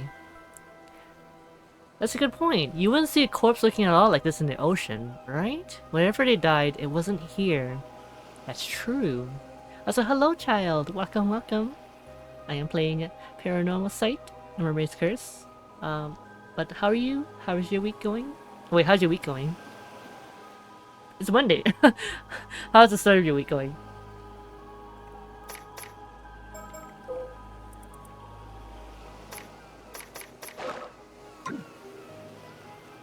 You won't find me complaining if it is. No need to investigate a fake corpse after all. Maybe that's being too optimistic though. We'll just have to see about that, won't we? Alright, I think... Okay, we can look at the heads again.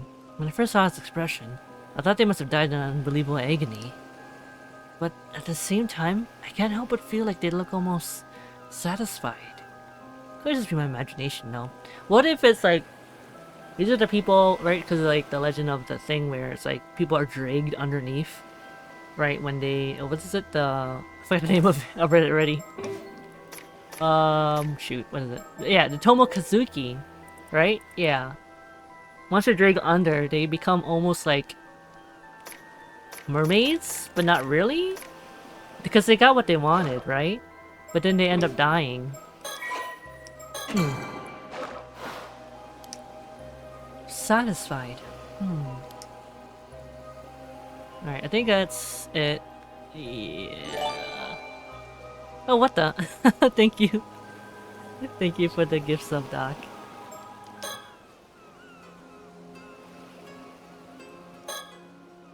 We really do have a mermaid on our hands. You think all those stories about becoming immortal from eating mermaid flesh are true? Oh, so you're curious about that too, Detective? Well, I don't know if I'd actually want to eat it, though. Living forever doesn't necessarily mean you'll be happy, you know?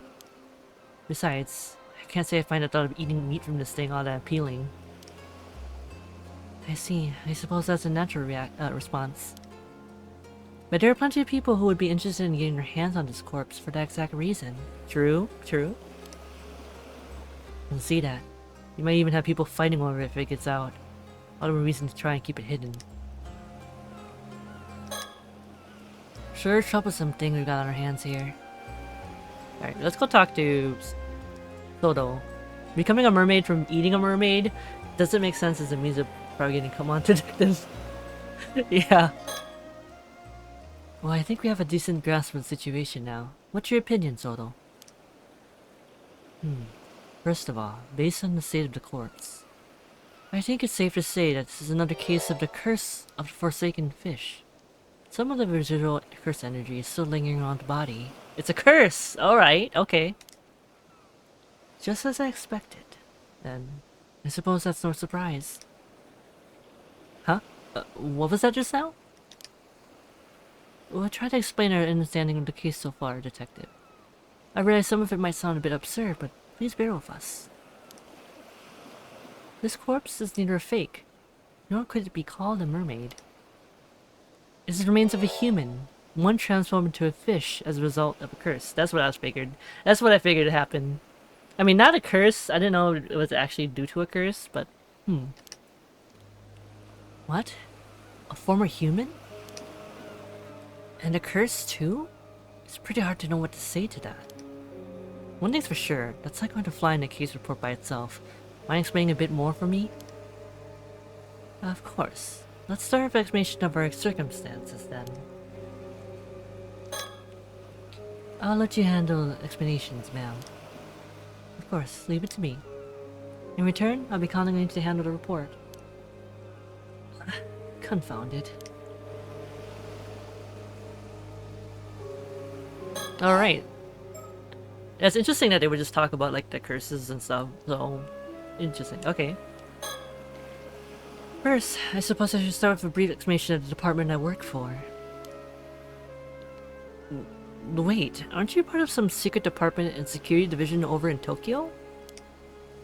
Are you sure you should be telling me something like that? I'm not going to get caught up in any troublesome business if you do, am I? No need to worry. I doubt it would come to that, probably. Our work is mostly kept in secret, because it's something of a pain to find people who accept, let alone understand the circumstances each time. But you've been very supportive so far, so I can't imagine that would be a problem. Well, if you really insist, go ahead, I guess. As you say, my department is indeed part of the security division. Its proper name is the Paranormal Affairs Bureau. Okay, so we know, I think it was, shoot, I forgot her name. She was like trying to, she was working, I think, working for them? Sorta? It was that one girl, right? In the first game.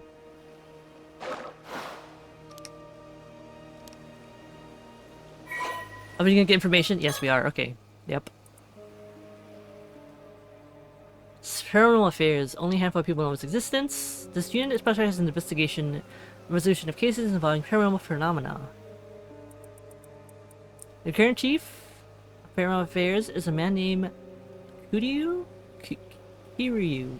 Not like Kiryu, but like Kuryu? Kuru. I don't know how to say your name. Okay. Okay. Nakagoshi case serves as the code name used to refer to cases under investigation by Paranormal Affairs. Interesting. Jeez. Paranormal Affairs Bureau, huh? If there really are cases of spiritual phenomenon causing harm around the place, guess it's not that hard to believe that there'd be some sort of organization to deal with them within the police. Precisely. I'm glad you're so quick on the uptake. Well, after seeing that corpse over there, there's not much else I can do but believe it, you know? Oh, does that mean you have sorry. Does that mean you have spirit sense or some other sort of psychic powers? Not to any notable degree, I'm afraid. As I mentioned, I'm primarily a housewife. If you ask me, I would rather sort this all out and get back home to my husband as soon as possible. Right. Soli here was my husband's protege when he used to work as a psychic, though. He helps me out in any work I'm assigned to. I'm responsible for handling any spiritual work that comes up, yes. Spiritual work, huh? Hearing you say that like it's just another job really makes me feel like we're talking about another industry entirely. And if you really are just a housewife, Mrs. Shiki, why are you working for a special unit like that? I know it's none of my business, but if your husband's a psychic, wouldn't all this be more in his line of work? True. Personally, I'd also rather our roles were reversed. But there are several reasons why that unfortunately can't be the case. I see. I don't really know your circumstances, but it sounds really tough. Either way, it should be good to put this down as a paranormal affairs case, right? That should be fine, yes. You can leave the rest of the investigation to us. You're also handed a report. More specifically, Soto will. Soto's like, what? Not me! Really? Thanks, that's a great help. Not again.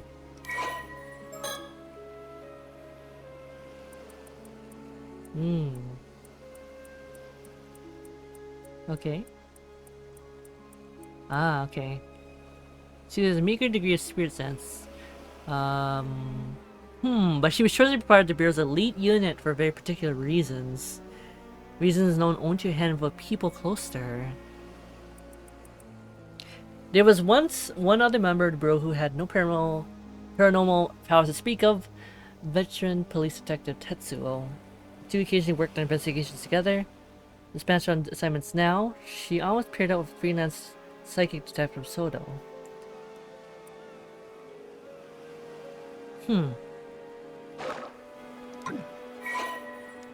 Well, I think it updated with something else, but it's okay.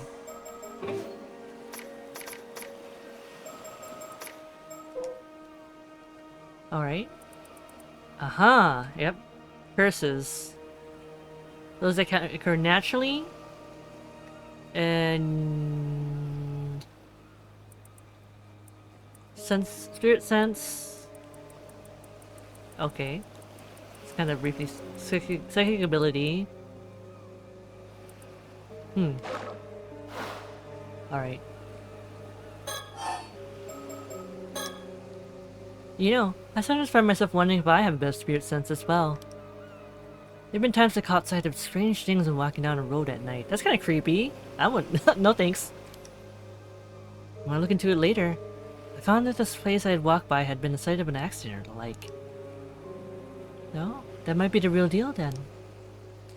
It is definitely a possibility. I would advise not to going too close to anything you see of that nature. It becomes easier for them to target you. They realize you're aware of them, you see. Jeez, what would happen then? I guess I end up possessed or something? There's that danger, yes. In the event you're possessed. You may find yourself afflicted by headaches, muscle stiffness, and hallucinations. Memory problems and impaired thinking that are also not unheard of. Headaches and muscle stiffness definitely ring a bell. I sure hope it isn't the work of some spirit. People have their personalities taken over when possessed too? Okay, we talked about the, I remember this in the first game. There was that one character, I forgot her name, one of the high school girls was possessed by her friend. I have all those issues.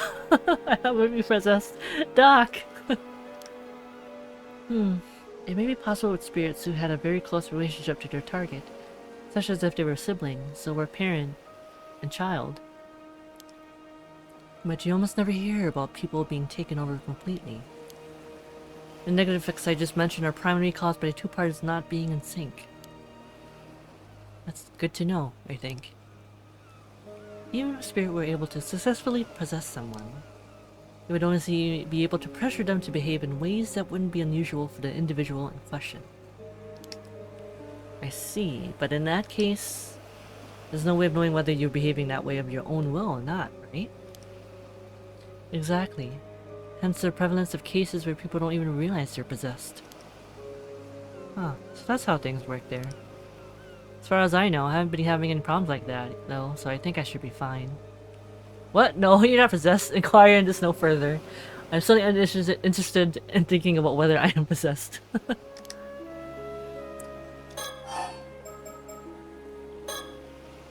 Having spirit sense seems like it's more trouble than it's worth somehow. Alright. Let's talk about curses now. Still, never would have thought that there's a curse out there that can turn people into fish. It only half worked. So the victim ended up looking like a mermaid. That's bound to cause misunderstandings. The curse is originally meant to turn a person's whole body into that of a fish, you see.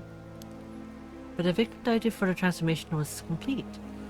So it stopped before it could reach to that point. Oh, that was a horrible way to go still. The vast majority of the mermaids discovered over the years are either man-made fakes or victims of the same curse. I see. To be honest, part of me was kind of excited when I first saw what it looked like. I thought it might mean there really are mermaids out there, you know? Exactly like the ones you hear about in stories. I'm afraid we can either confirm or deny things there. Oh, I get why you're asking about the corpse's identity now. It's because you realize they used to be human, right? That's right. Very recently, too. The transformation likely happened yesterday, or even earlier today. What? That recently? Someone could really end up in a state like that, like this after just a day? They certainly could. Seriously? These cases are sure scary. I can forensics take a look when they get here then. Please do. The investigator in question has worked on paranormal affairs cases before, so they shouldn't need an explanation. Alright, the case from yesterday. Great. That should save us some effort then. Talk about curses though. Cursed one day, a mummified corpse the next. Sure is a scary world we live in. So, does that mean you came all the way to Mie because you knew something like this was going to happen? Oh, that's awfully perceptive of you, Detective. Perceptive. I suppose you could say that, yes. At the very least, the situation hasn't come as a huge surprise. Ah, if that's the case. Was the body from the other day one of those cases too, then? Oh, another recollection. Hmm. It was indeed, yes. Seriously? Seriously? That does sound like a pain to deal with. I bet our chief knew all about this when he assigned me to the case. If I lessen the burden, you've been a great help to us so far, Detective. I don't mind occult stuff, so I've been asking a lot of these questions out of curiosity. That's probably best I don't get too involved in all this paranormal business, right? You must have a good reason for keeping it under wraps after all. I think that would be wise, yes. Alright. What do you think about this, Soto?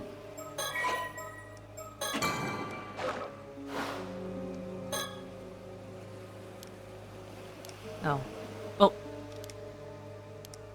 Wait. What else? Oh, maybe I'm supposed to just think.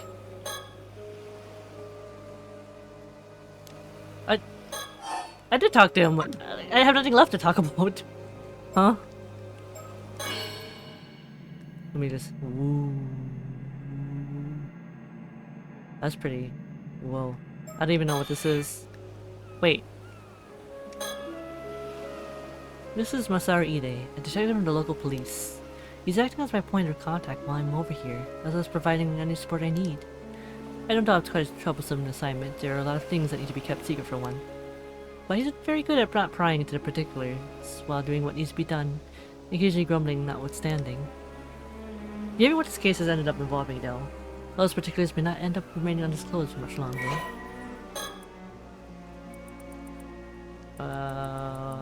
Boop, boop, boop, boop, boop. Okay. Oh, I just had to examine him? Okay.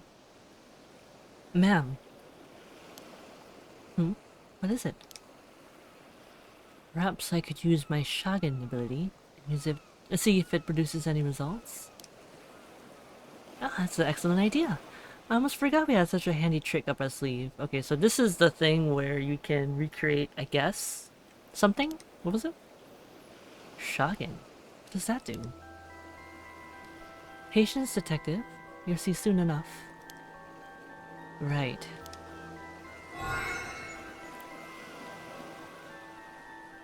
Are you gonna showcase?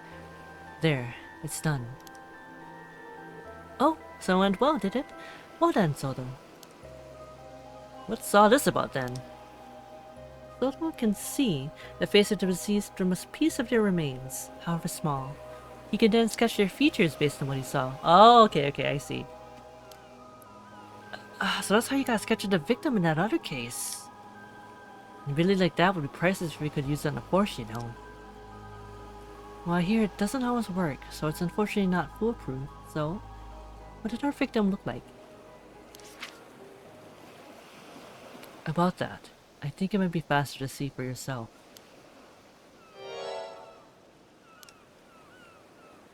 His face. It's Somikawa. Wait, is that the mom? What did she look like again? No, it's not. Someone else. I'm getting that mixed up. Wait, maybe it is her. Wait, Somikawa? You can't mean... Oh wait, that was her maiden name before, right? Oh, looks pretty similar though.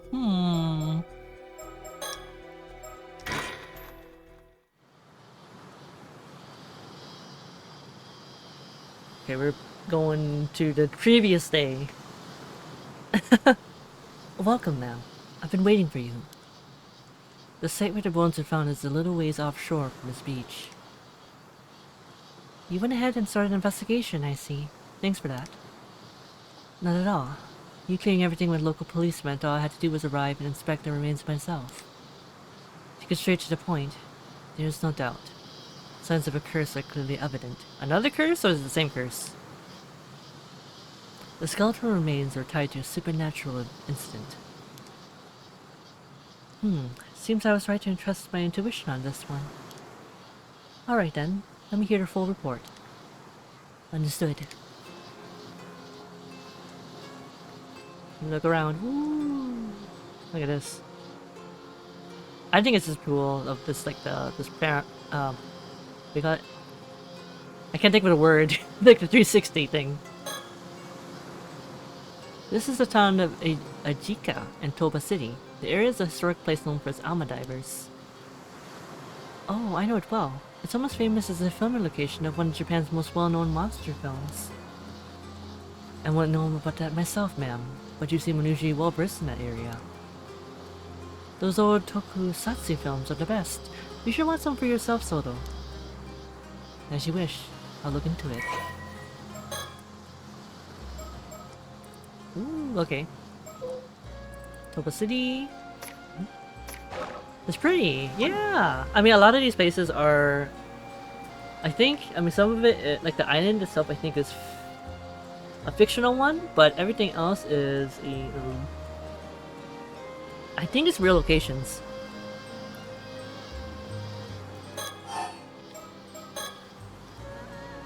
You can see the sea from here all the way to Kamishima.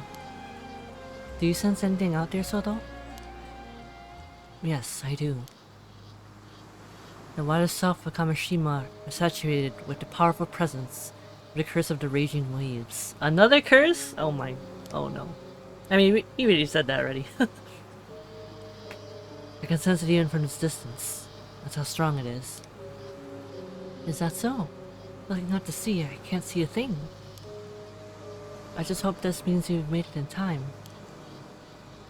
Even during the disaster 5 years ago, the energy was never this overwhelming. The sea has broken. There's no doubt about it. So it's already broken. That isn't good. The sea still seems calm though. Does the storm not break out immediately? Okay, okay, I see. It should be real locations. I remember finding out after we played through the first game that's basically towards advertising whatever. So this game probably is too. It is like it even tells you about the local, I think in here, like the local delicacies and stuff that they have. Like the prefecture. Here you go. So you can see like the famous spots and stuff. So that's pretty cool. You have an aquarium, a national park, racing course. Ooh. You have the Issei lobsters, pearls, udon, Matsusaka beef. It's a cool way of like advertising all the tourist, like, you know, information and stuff in a form of a game.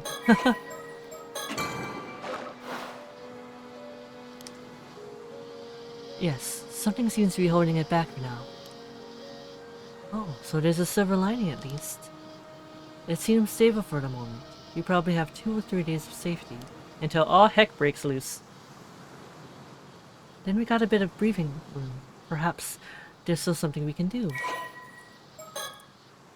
Alright, so we have a curse. Alright, curse that causes outbreak of turbulent waves and violent storms in seas around Kamishima. It's a curse is born from the resentment of the former residents of Taishima, and once located in South Kamishima. Actually caused by a curse in some manner, including the Kamishima South Sea disaster that occurred 5 years ago. Raging Waves Curse Bearer, and was shunned by the island's inhabitants. So there was a person, yes, the person had the curse and they used it. We don't know who that person is though.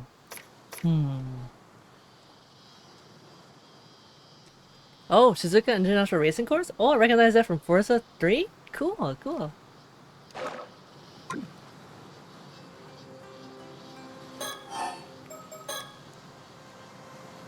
I hope we can do something about the curse of the raging waves while it's still being held back. Yes, but despite all efforts, we still haven't found a way to lift the curse. We might have quite a struggle ahead of us. That's really the hardest problem, isn't it? And we have no idea where your ancestors' keepsake is, either. I apologize on behalf of my family. To begin, shall we review the details of the case? Is that really necessary? Summarizing may help us notice something we missed. Not a day goes past that I don't admire your diligence, Soto. My thanks.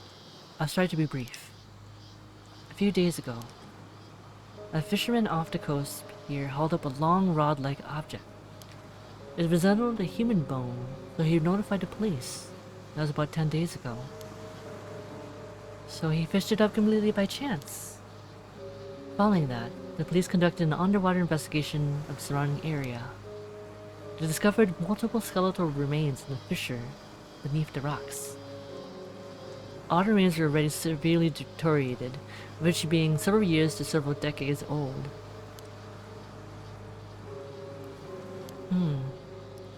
As a result, forensics struggled to identify the victims. There was just too little to go on. Only fragments of the skull remained, so facial reconstruction was apparently not possible. Highly surprising in such a state. Still, with your ability, we hardly need facial reconstruction, do we? Indeed, I'll report my discoveries shortly. Don't tell me it's all the what is it? The people who were lost at sea? You know, one possibility comes to mind. Will you humor me? Please, go ahead. I wonder if those skeletal remains could be the victims of the Kamishima sudden sea disaster from 5 years ago. Regrettably, that is not the case. Okay, so they're still missing. Oh, darn it. Please don't sound so defeated. Forensics confirmed 5 bodies total, but they said that each had to decompose over a different length of time. Oh, meaning they didn't all die at the same time? Correct. The most recent appears to date back 6 years. The others go back some 10 years before that, and another 10, and another 10, and so on. So roughly 1 body every 10 years? Hold on. Oscar. He just opened the door. Hello. Indeed. I imagine that any older remains may have simply decayed entirely. Which means someone's been using that fissure as a place to dump corpses for decades? It's surrounded by rocks, and with mineral currents in the area, it's unlikely to drift there naturally. Had that boat not been fished up by chance, we'd never have known. In other words, it was an ideal site for quietly disposing of bodies. Oh, we have a serial killer on our hands? Oh. Uh-oh. So this was no accident. Someone did this. I imagine quite some resentment must have piled up over the years. Indeed, but I've already cleansed the lingering resentment in the area.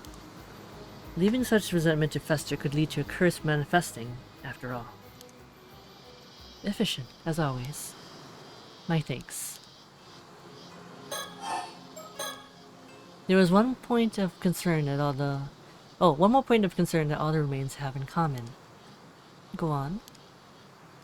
Each body bore a clean, precise cut. Clearly severed. Oh. Severed? You're saying they were sliced straight through the bone? Exactly. Each was sliced down through the bone, all with a clean cut as smooth as the last. Forensics noted that reproducing such uniform cuts would be extremely difficult. Even with industrial equipment, such precision would have been unachievable decades ago. One possible explanation is that a master swordsman, wielding a razor-sharp katana, leave each of them in a single stroke. Yes, well, that would certainly explain it. But warriors don't exactly run around with swords in this day and age. Which brings us to the possibility of a curse, I suppose. Correct. If the cuts were made by supernatural means, the rules change. And as it turns out, there were traces of a curse at each of the severed points. It was just a matter of time until we found one. Also, for the briefest moment, I glimpsed a curse echo that looked like a warrior in armor. Curse echo in armor? That's ridiculous though.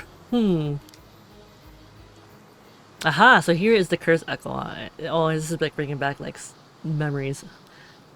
Yes, judging from the crest on its armor and given a location, it appears to be a curse tied to the Heike. Right, the Heike. Okay, can I get information of that? I don't know what that is. You are familiar with the Heike, I assume. It might be for the first one, but I'm gonna say, well, Heike? I'm not too sure. The Heike were a branch of the Taivite clan, a warrior family who rose to power at the end of the Heian period. From their base in Ise province, they expanded their influence, reaching great heights under Taira no Kiyomori. But in their pride, they were defeated by the Genji in what is now known as the Genpei War. Yes, of course I knew that. Customer's precision can have done with initial tools. But some dude swinging a sword around could totally do that. I mean, if it's a curse, I guess. They have the ability to do that. A tale of the Heike preserved just how preposterous. Yeah. First they were before they fell. Prosperous. That's a word. There you go. There you go. Many who lived through the downfall carried deep regrets. Their resentment is especially persistent. Many traces remain even today, and they can be quite meddlesome. Oh, I guess. Alright, I guess this is the word of characters, yeah. Indeed. You hear about it all over the place. I guess even by expert standards, it's quite a problem. Thank you for that. Wow, oh, yeah, this is a lot. Ooh. Okay. Oh, okay.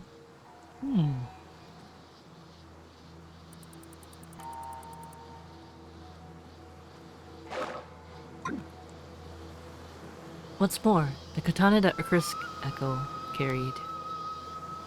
I believe it may have been the famed blade, Nikemaru. Nikemaru? Yes. A blade passed down through the Heike, once wielded by Taira no Kadamori. I see. It would seem your lover's swords have proved rather useful here. So what you're saying is that these skeletal remains were cut and killed by the power of Tadamori's curse? Oscar, you gotta make up your mind where you want to go. Come on. I can't say it was Tadamori himself, but I'm confident it was a curse from someone within the Heike. At the very least, it offers an explanation for those mysteriously perfect cuts. But the body's being dumped every decade. Surely that can't be the curse too, can it? Correct. I imagine that part likely involves for intervention by someone else. So it's maybe like, you think it's like probably like just like a family like a ritual, or someone's doing it every couple decades, and it's just passed down to like the generation. Not generation, but like, you know, someone in the family. So it feels like conclusions like that encourage one to not bother trying to make deductions that the answers are going to sound silly, even the word curses. Maybe today is just a day where my suspension of disbelief just ain't willing to go with this. Dude can't swords. Wait, this dude swords better than tens of engineers can engineer. Right. Maybe maintaining their immortality. Yeah, maybe one immortal person. That sounds.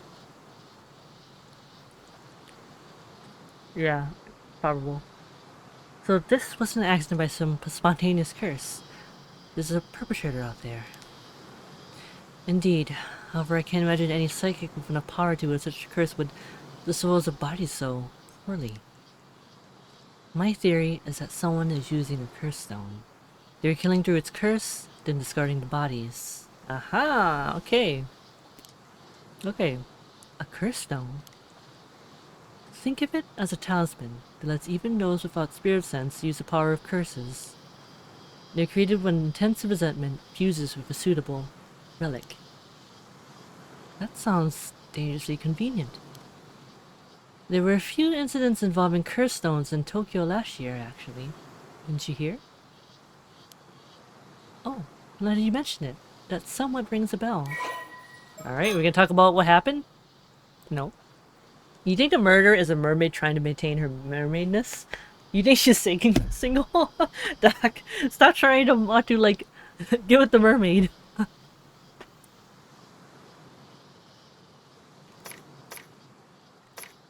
Alright, okay. Thank you, sis.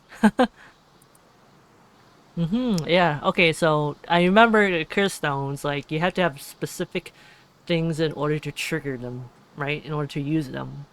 But we don't know any of them yet. Like, this one doesn't tell me. It just... I think with this one, it's like you're not really learning... eventually you're probably gonna be finding the person with the curse stone, but, like, how do you combat against someone who's able to use it? Let's see. So in short, whoever's behind this possesses a stone imbued with the Heike's curse. They use it to kill someone roughly every decade, dumping the body into the sea. Yes, that aligns with the evidence. Thank you for the summary. Now then, about those skeletal remains. Were you able to use your Shagan photo? Yes, I did. It only worked on the most recent body, though. The one from 6 years ago. By viewing parts of the remains, I was able to reconstruct a portrait sketch of how he looked when he was alive. Here's a copy. I've already provided one to police as well. Impressive, but I believe yours remains quite the asset. Not always. There are times when the vision just doesn't come through. It's far from infallible. Besides, there are those who could simply speak directly with the victim's spirit and ask who did it. Even so, none of these methods would hold up as admissible evidence in court. But as a lead in our investigation, it's more than enough. Excellent work. Thank you. We had the police compare the sketch against missing people from 6 years ago. But no matches were found. Darn, would have made things much easier. Thanks, mister. This will definitely hold up like as evidence in court. Detective Ide is continuing the investigation. Ah, the detective at the local police. I've heard he's good, so let's hope he proves it. Alright, so we have the person here. Victims, okay. Identities are clear, all victims are male, each body is thought to have been disposed of at different times. Show signs of gradual aging with their oldest dating back more than 30 years. Sorry. How old they are. Likely the bodies could have drifted to the naturally, scarring them every few years. Victims are believed to have been killed by a curse wielded by someone connected to the Heike. Where did this picture come from? This dude used his own personal magic ability. No one can corroborate to definitely determine the victim looked like this. Pinky promise. It's okay. In this, like, you know, fantastical kind of world, you're like, you know what? We'll just take it. Fine.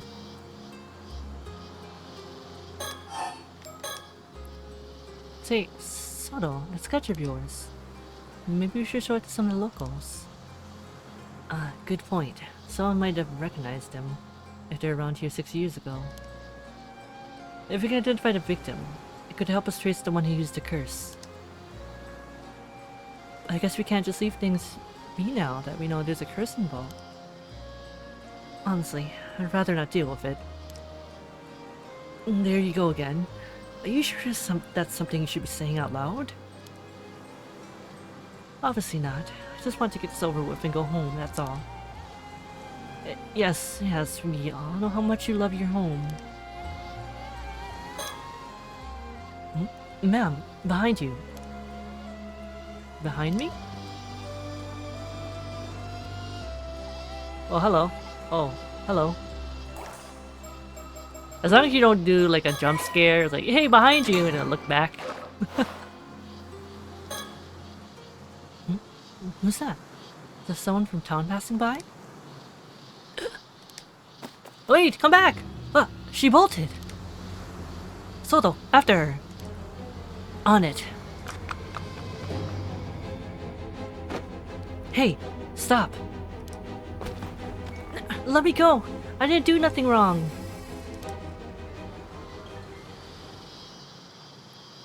I've apprehended a suspect. Good work. Sorry for the rough handling. Mind helping us out a bit? What were you doing here? Why did you run?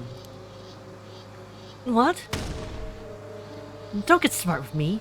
You suspicious ones, sneaking around poking into things. You think folks won't be wary of shady types like you wandering through town? I think this person has like almost like a southern accent. I'll give you a southern accent too. Ah, I see. Sorry if I gave you a scare. Thank you for the first child and to hydrate too. And a stretch. Ah. Where were the police? Nothing shady here.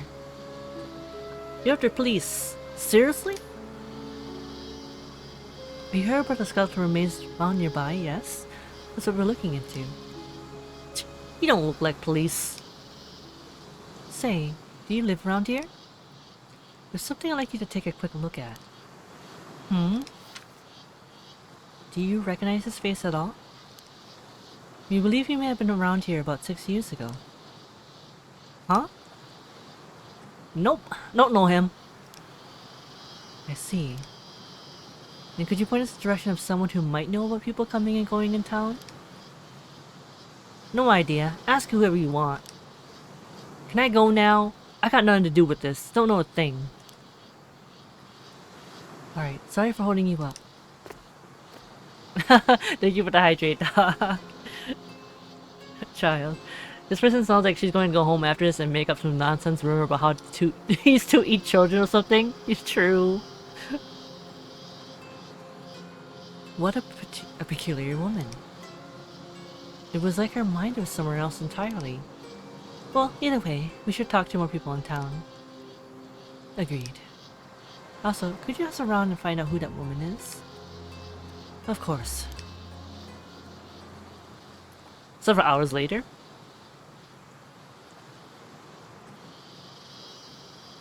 Ma'am, I've learned a few things. Excellent, let's hear it. What did you learn? Oh, sticker! How did you see that?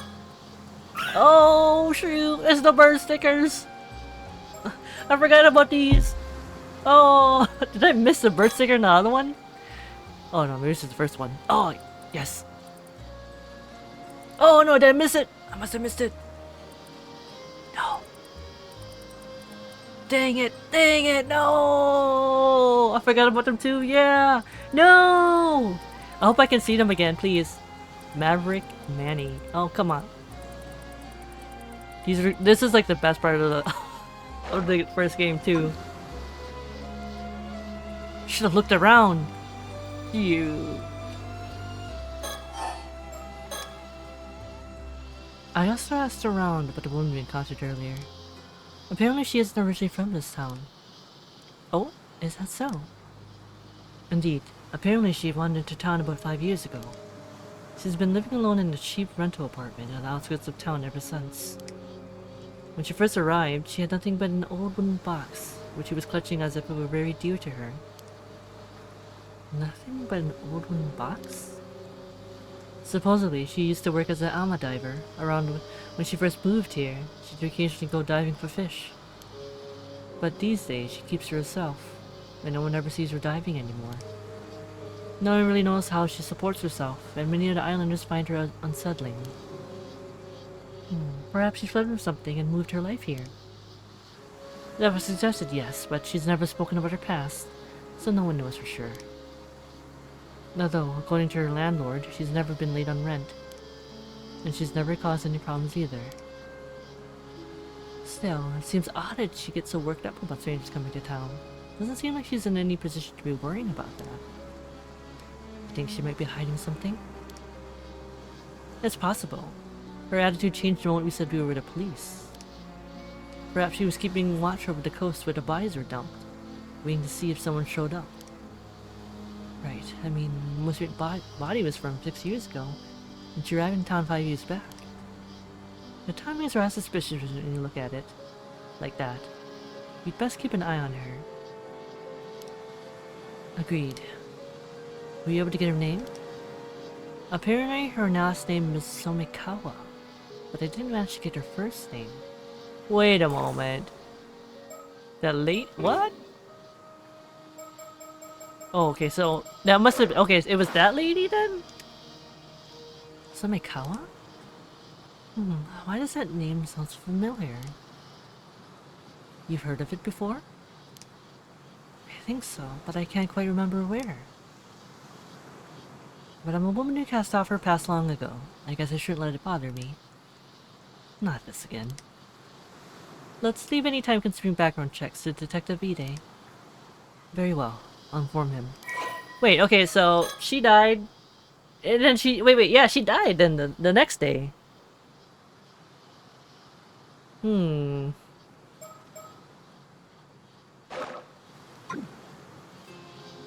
If from what, right?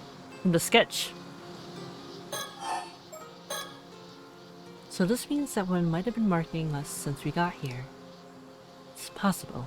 Apologies for not noticing sooner. Even a moment's lapse can expose one to a curse. I was careless, but I won't let it happen again. You can be cursed that easily? It's terrifying. What a world we live in.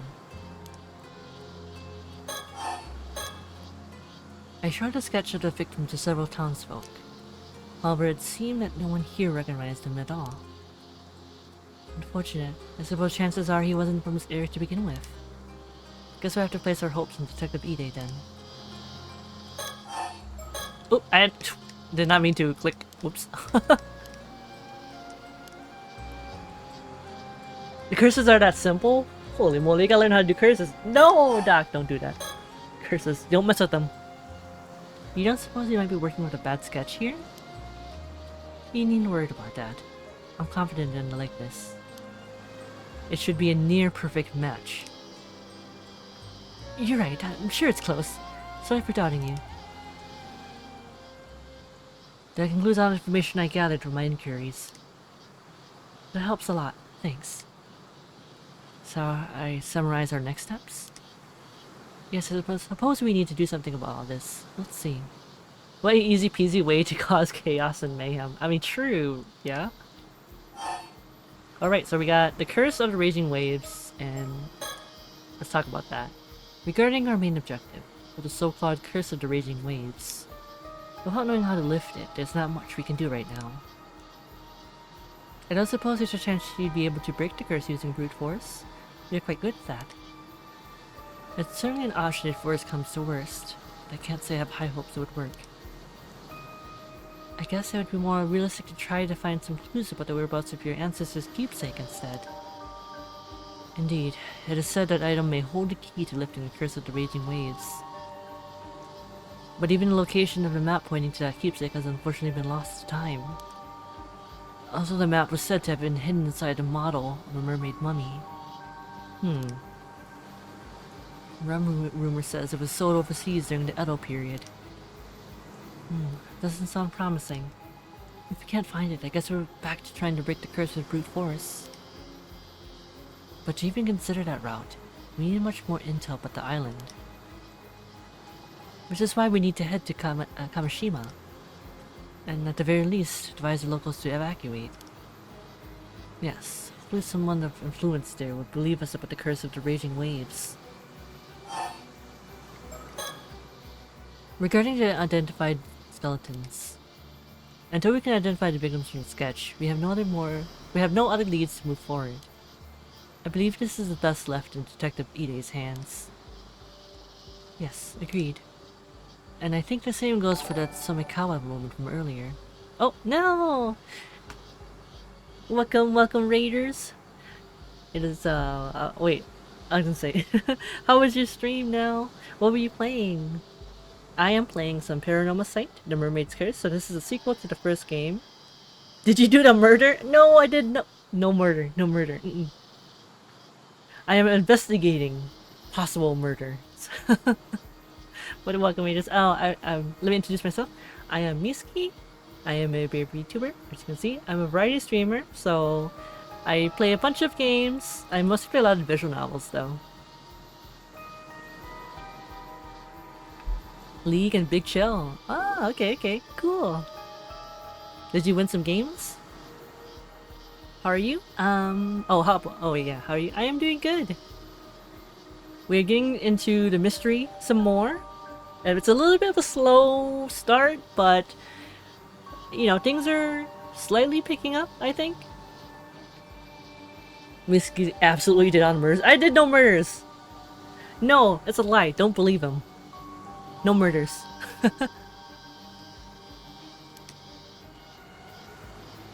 Alright, we'll have Detective Ida look into her. Nice to have someone we can rely on and clean at that end.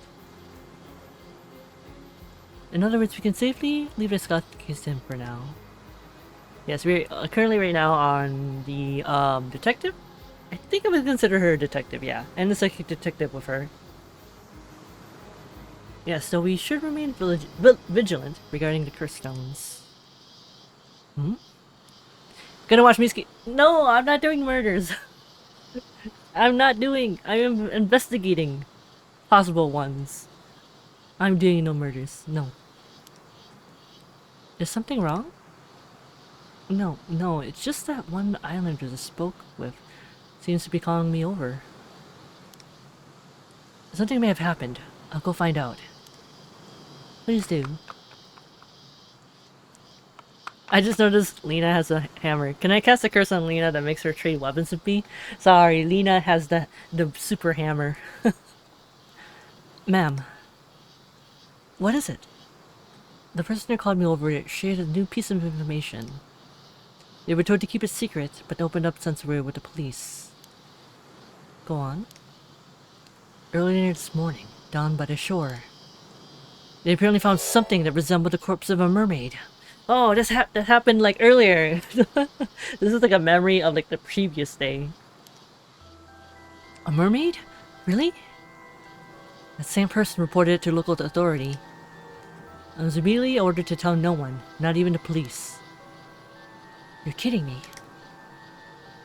The local authority then contacted an unknown individual. Soon after, someone came and secretly retrieved the mermaid's corpse. That couldn't be more suspicious, could it? Wait, hold on. Sorry, there can only be one, yeah. She's only going to do more murders. She only pretends to be safe so she can get away for doing more murders? I don't do murders. Don't believe him now. It's a lie.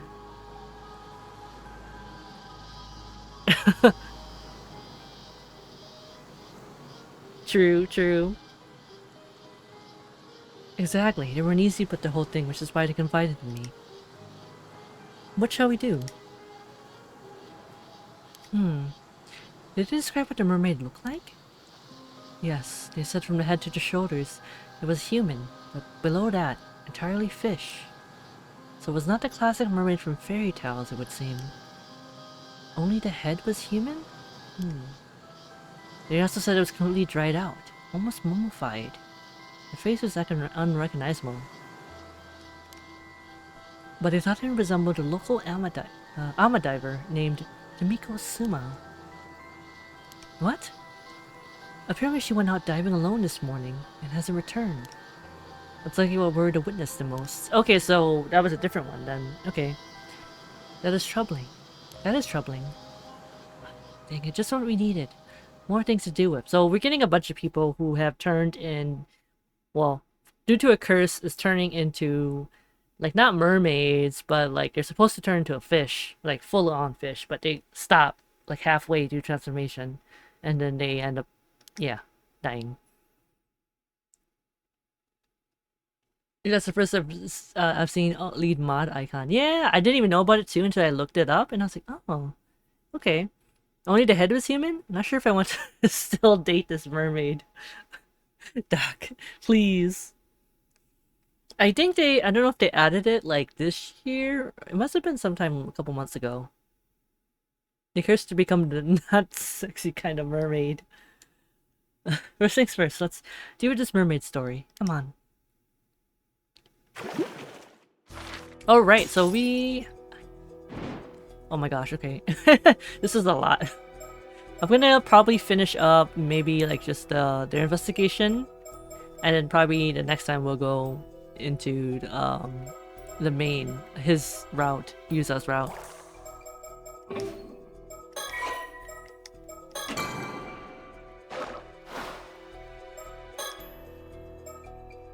Okay, so yeah, so these are two mermaid corpses now.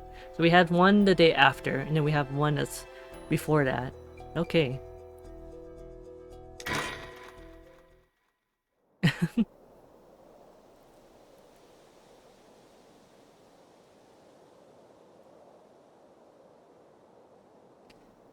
Mr. Yamashina, thank you for agreeing to meet with us on such short notice. I understand you're a busy man. Not like I have much choice when some bigwig from the prefectural police badgering me to do so. So, you're Shiki from the Tokyo Metropolitan Police Department. Security Division, was it? Ha! And here thought you were just some housemaid. You sure you're from the police in that get-up? Oh, this guy! Well, I am primarily a housewife by trade, but that's hardly important right now. We're also known as Unkaku Dono, I believe. After hearing so many rumors, it's an honor to make your acquaintance. Rumors, eh? Oh boy.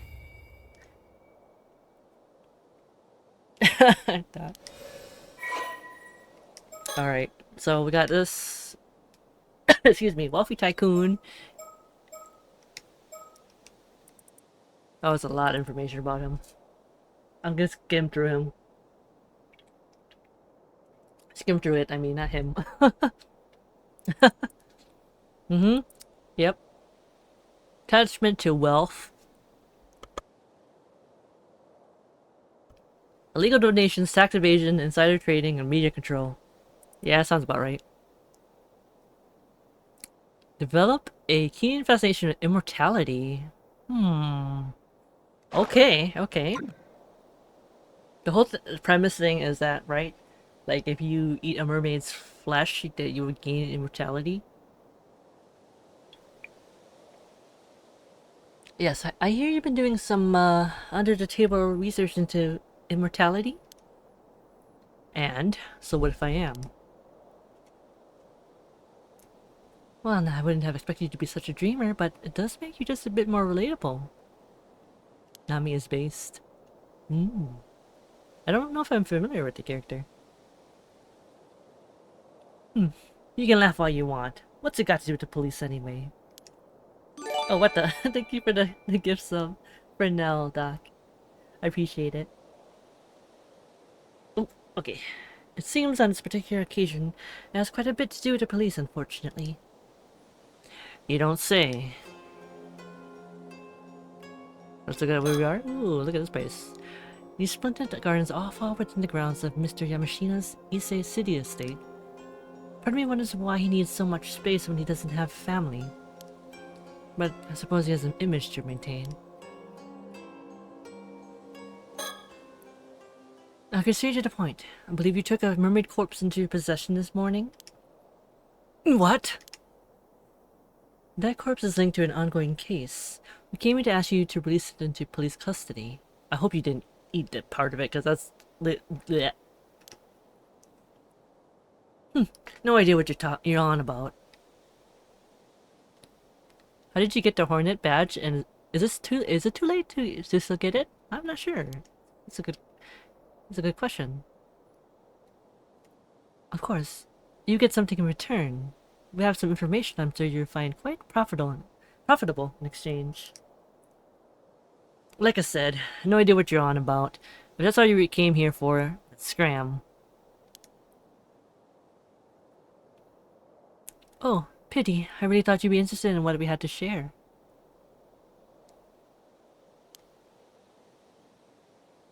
Yeah, Lena has started playing Disco Elysium. I still haven't finished it. I'm like still sort of in the beginning.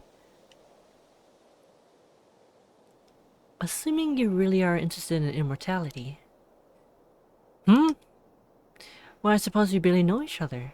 It's only natural that you'd be wary of our intentions. What do you say to a little chat to get to know each other better, Mr. Unkaku Dono? Oh, it's a lot. Okay. By the way, you're quite well connected around these parts, if I'm not mistaken. Hmm? He's even like twirling his mustache.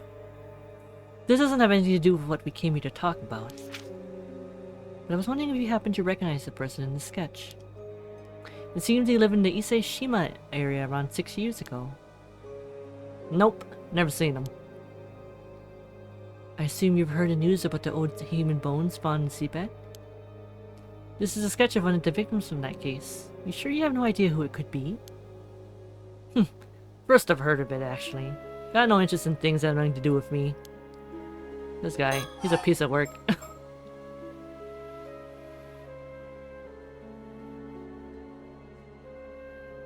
Oh, really?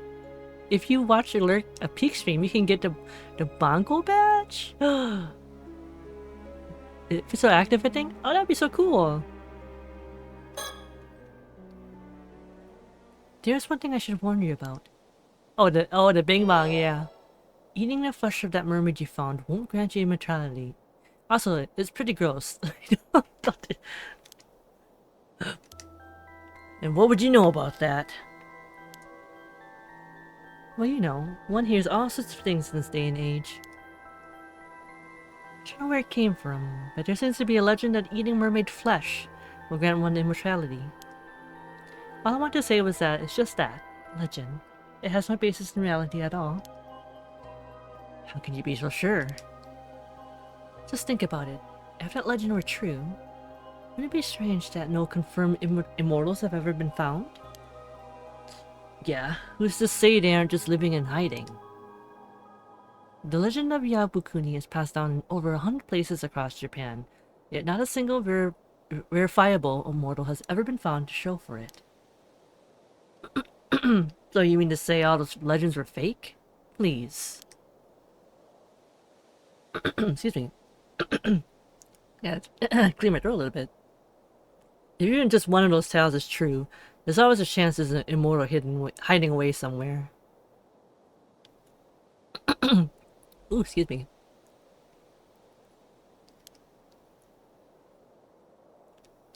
I see. You really are quite a dreamer, aren't you?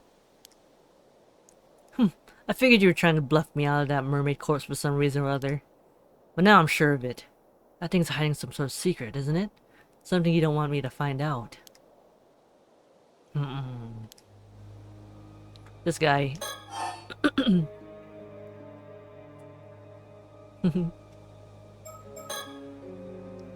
So you admit you have the mermaid corpse then? No. Oh, don't worry. We assumed as much from the start. If I'm not mistaken, that mermaid was in some sort of mummified state, no?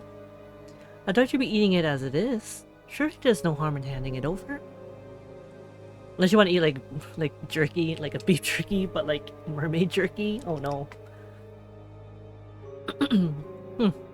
So you can hog it for yourself? You won't fool me that easily. You don't think that a rare specimen like that ought to be placed in the care of a proper research institute? Saying I'll get a specialist research institute to study it. Problem solved. I suppose so. I'll make sure that mermaid gets studied properly. Don't you worry about that. Okay. By the way, you're obviously not just some run-of-the-mill cop. Who are you? Why, I believe I mentioned it when I introduced myself. I'm just a simple housewife. A likely tale. Plus that fellow next to you also got a strange air about him. He's no ordinary person, is he? Is he? My, how observant of you. I suppose you could say that, yes? Huh. Doesn't take a genius to see it. One of them phony psychic types, are you? Uh-oh. Basically, he's running to a cop, murder. No, I'm investigating. I'm investigating. Phony. Hit a nerve, did I? There are far too many of your kind around lately. Closing up those in power by feeding them a bunch of nonsense.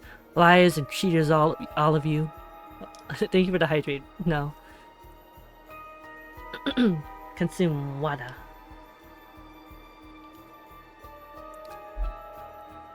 It is a lot of reading. That's okay though. You seem to have quite a chip on your shoulder about this, Mr. Yamashina.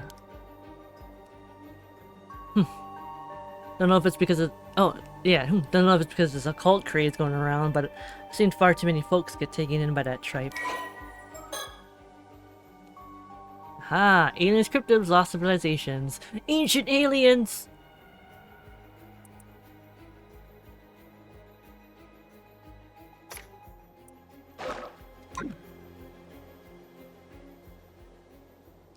That Wakamura over on Kamishima one of them.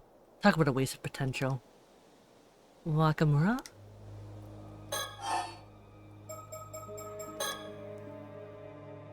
That time would never steer you wrong. Who might does Wakamura be? Ancient aliens, yeah! Wakamura? He's one of my prodigies. Prodigies. He's the one currently in charge over on Kamishima. Used to have high hopes for that one. That changed when he came under the thrall of some phony sorcerer in Tokyo. A phony sorcerer in Tokyo? You heard right. Since then, there's been no end to his nonsense. Rearing properties on the mountains, changing company names, all because of something the sorcerer whispered in his ear.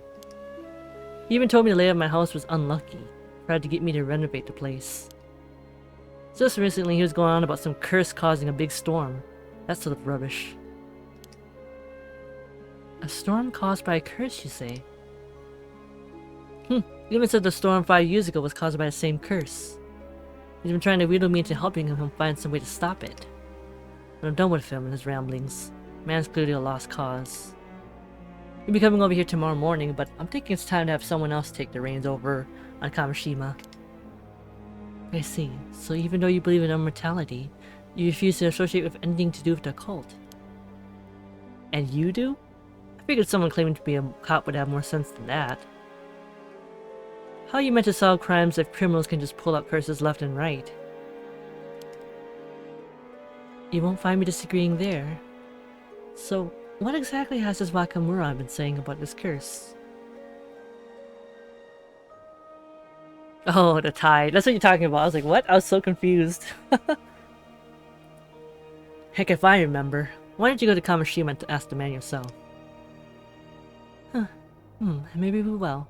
Thank you for information.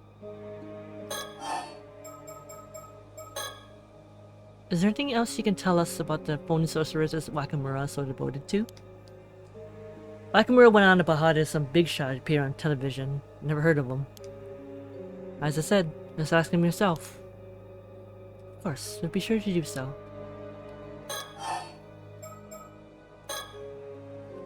Can't say I care much about who you are anymore. You going around with some phony psychic tells me all I need to know. God, this guy. How dare you? Soto, calm down. He can think what he wants.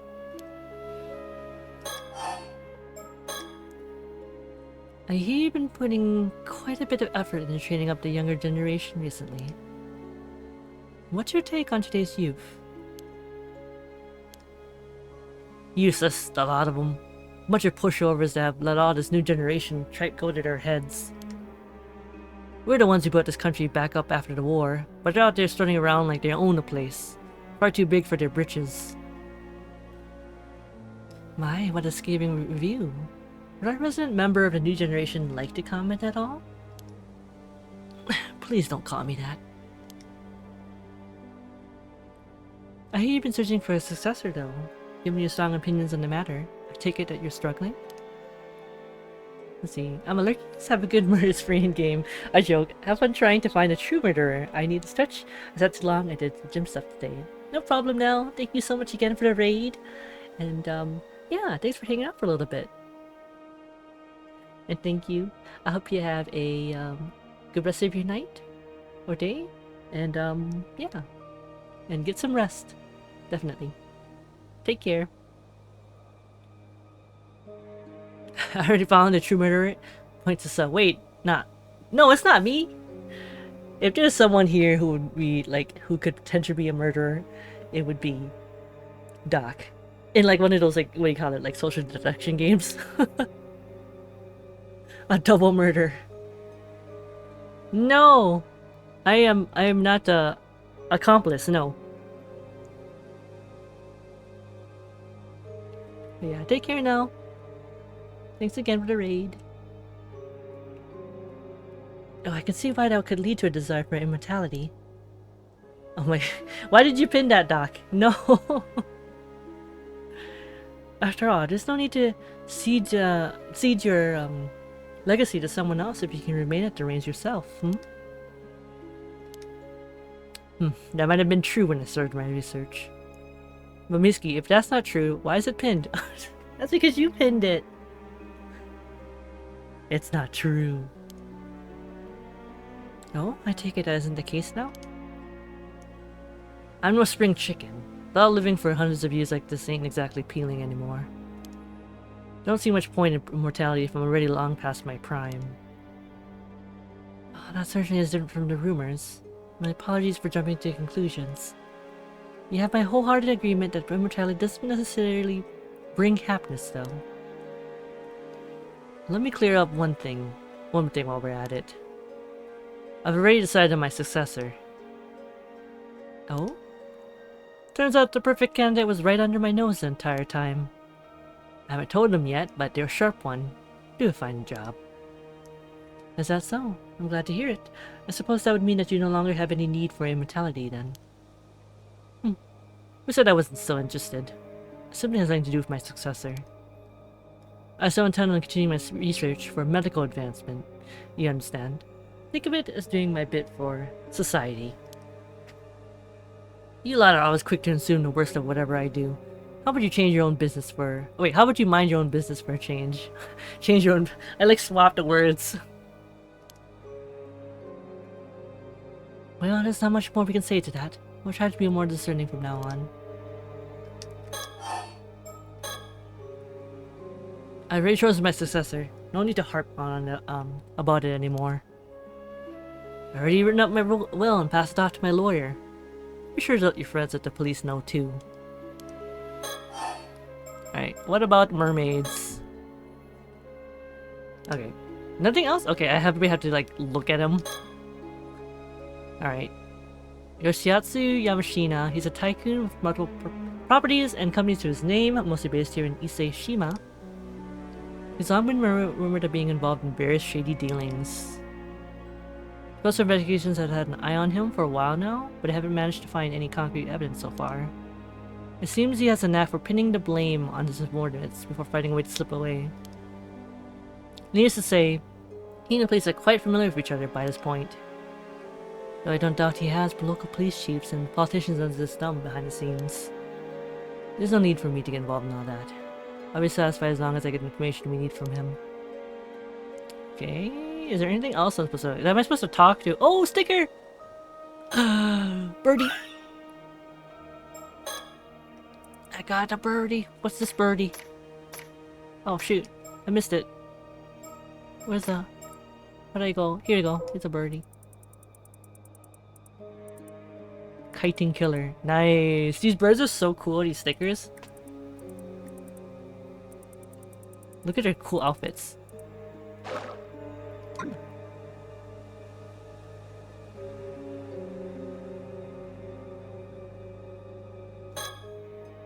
I'm amazed we were able to get an appointment with him this quickly. Yes, and all thanks to Detective Ide. It would seem he's quite a capable fellow.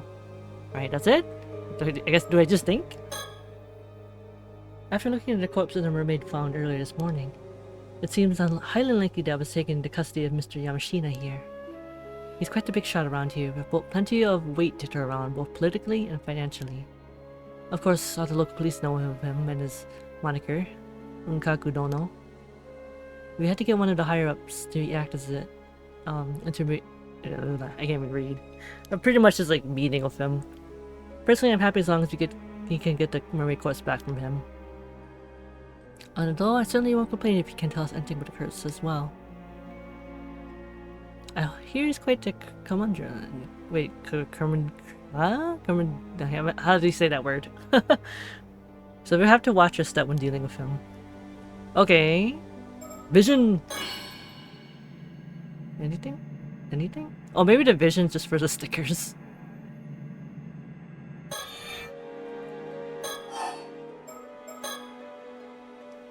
How about this then? That's kind of weird. So I had to like look at him and then like I can talk about it more with him. What? Oh, it means he's a cranky old bee. Okay. If you agree to give up the mermaid, we'll tell you what we know in return. For someone who doesn't seem to believe in our occult, you seem awfully fixated on this mermaid and immortality. Which suggests to me you found something you consider quite inclusive.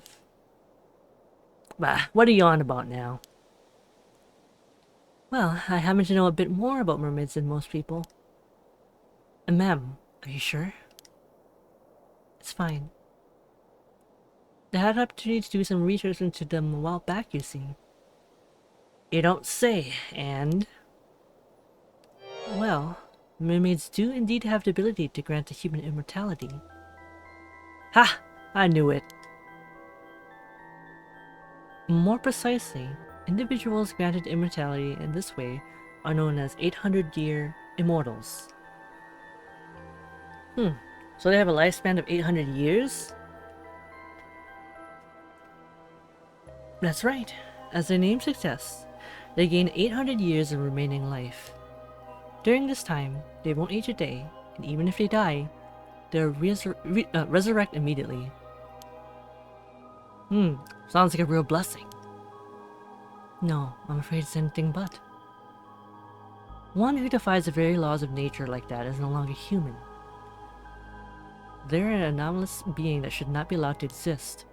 As such, our position requires that any such individuals we find are dealt with as swiftly as possible.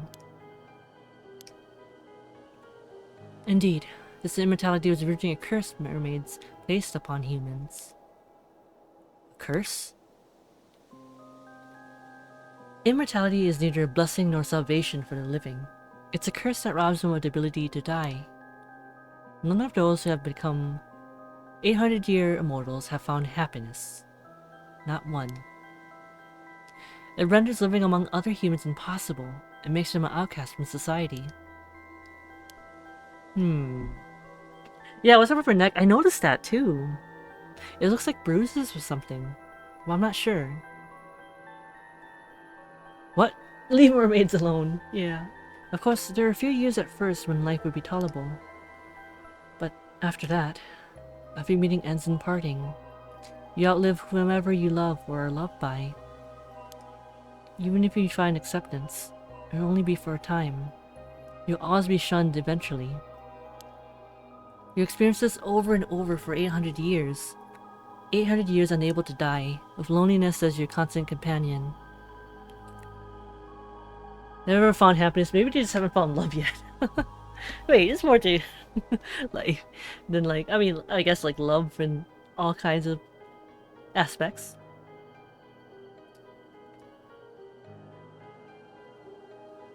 Unless you're talking about mermaids, Doc.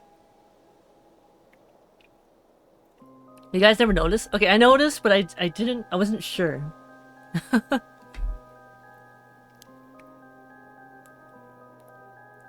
I thought you guys spoke about it already, so I didn't say anything. Oh, no, it's okay.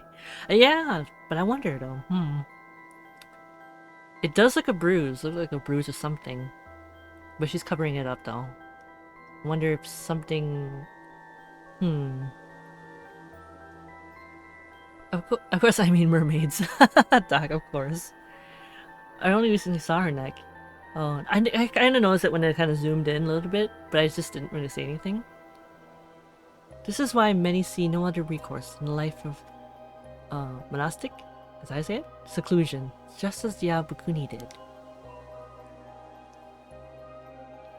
I suppose that makes sense. Still, Will always be those who seek her immortality. Always have, always will be. You think so? I for one struggled to see the appeal. Yeah, it does look like a bruise if I look at it really closely. In any case, there are also certain conditions that must be met for this curse of immortality to be effective. Eating mermaid's flesh alone isn't enough to make you an 800-year immortal. Oh, and what exactly are these conditions? Sorry to disappoint, but I'm not aware of the specifics there myself. Alright, so... after being cursed by a mermaid... someone who just part of the body of a mermaid that meets certain conditions would be cursed and become a being known as 800-year immortal. Okay, the soul is then transferred to this body, which they are able to control as if it were their own, with the consciousness presiding over both their soul and body from the head. Though they would be considered to be more spirit in nature than human. If individual is fatally wounded, contracts an illness that results in their death, their body will instantly be restored to its default state, allowing them to revive. In the event they lose any body parts, their heart will treat the largest remaining part of them as their main body, and regenerate any lost parts from there, with the removed parts subsequently vanishing. This even occurs in the event that the lost body part is the head. Interesting.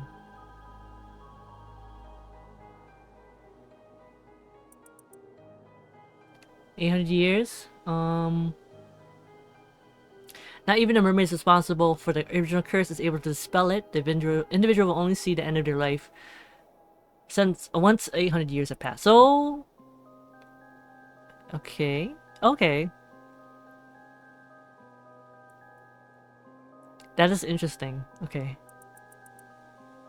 So she's claimed to know mermaids? She even given the name of an alleged mermaid and didn't elaborate on who this Yabukuni is. Oh, Yabukuni actually is in, I think, here? It's like...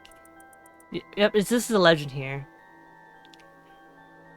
It's basically the claiming that eating mermaid flesh could grant eternal youth and, yeah, just like being immortal.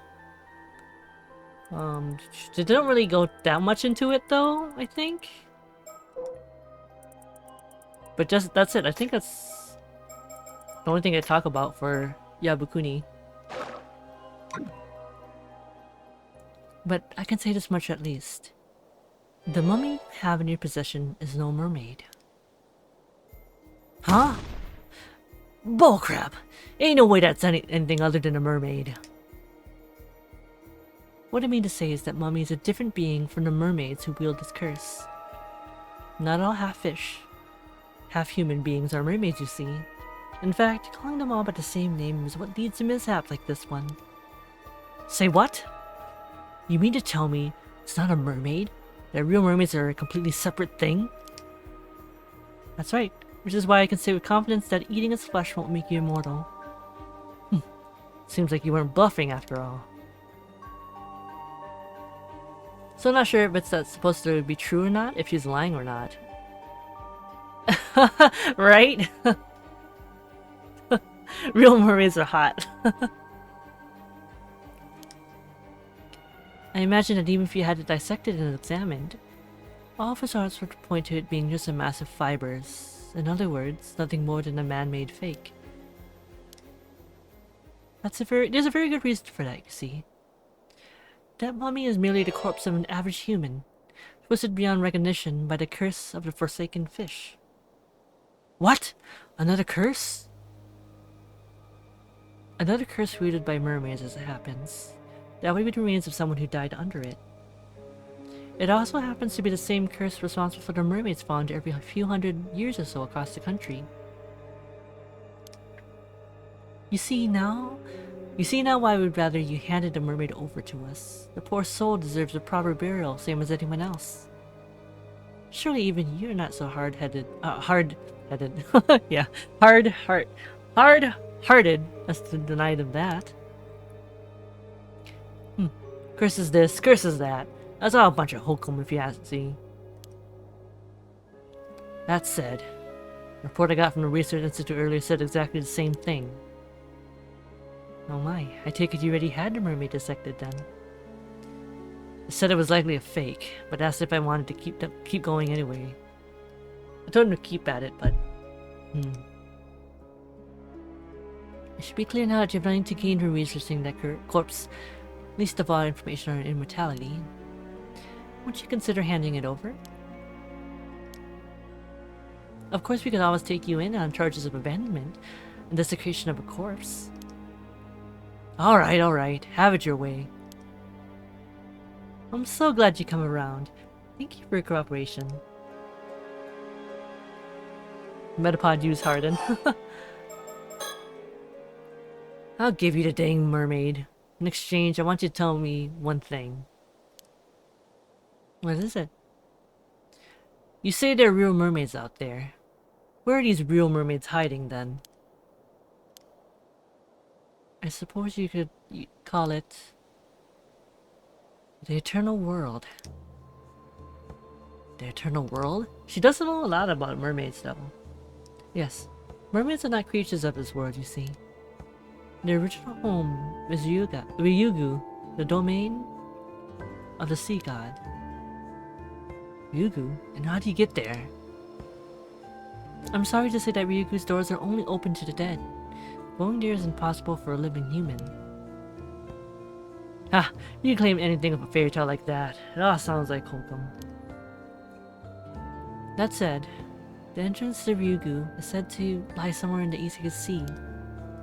There have been numerous sightings of mermaids crossing over to this world in the area's long history. Which is why Ise Bay has its share of mermaid legends too. Now you mention it, I have heard one of those stories too. Some old tale about mermaids being found on some long lost island called Taishima, or like... What? Wait a moment, where did you hear that story? Aha! Caught your interest, have I? Looks like the story has some merit to it after all. I'll be right back buying a plane ticket to Japan. Doc! I was simply surprised, that's all. It's not a name I've come across in any historical records. Vanish. Okay, a lost island.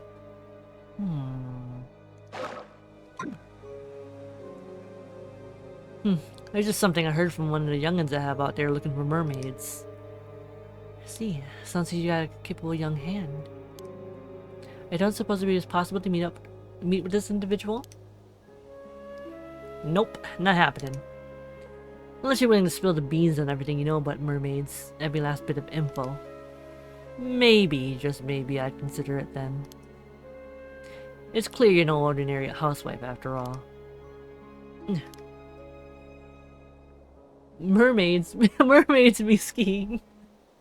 I know, you like mermaids. Not interested? Then this meeting is over. I'll hand the corpse over to the police as promised. But I don't think I've given up on mermaids or immortality if they really exist. Excuse me, if they really exist, I'll find them and make them mine. Gahaha. Doc's new obsession is mermaids, yes. Spill the beans about what you know about mermaids, lady.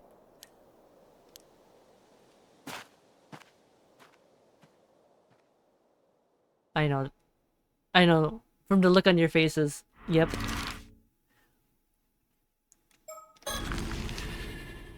I would like, just kind of, just a little bonk on that guy, the old guy's head.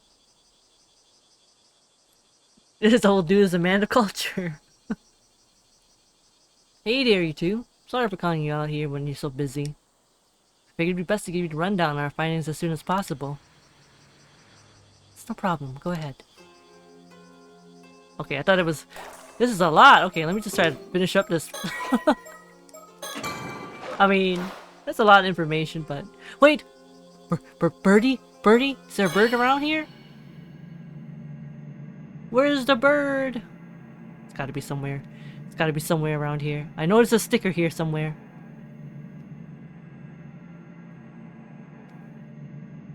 Where's the sticker? Don't tell me. There's no sticker. No! No!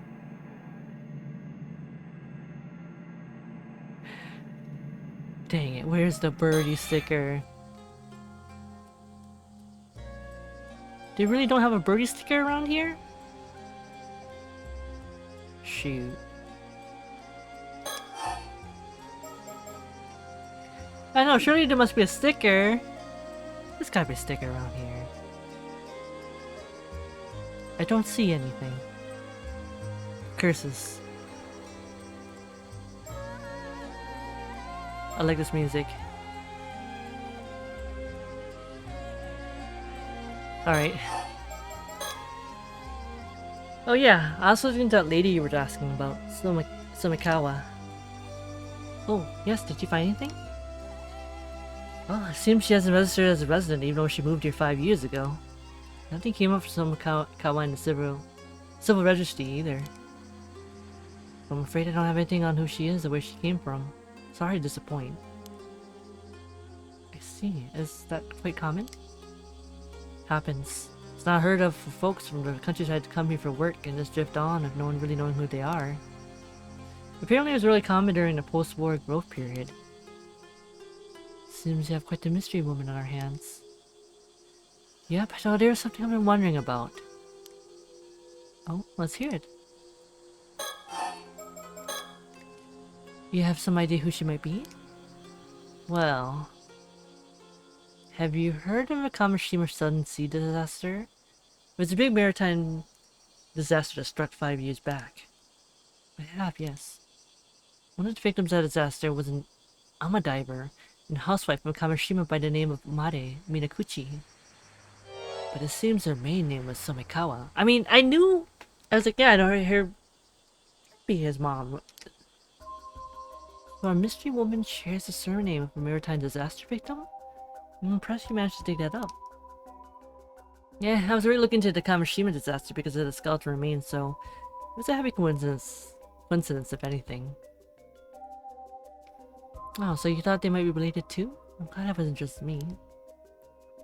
Anyway, it seems like the bodies of the disaster victims were never found in the end, which got me thinking. Wait, are you saying... Yep. I was thinking Minakuchi could have survived the disaster 5 years ago. Did you think she then moved to Ichika and started going by her old name, Sumikawa, again? That's right. What do you think? It seems like a long shot, but maybe? But if that's the case, why would she have stayed in Ichika for 5 whole years without thinking to contact her family?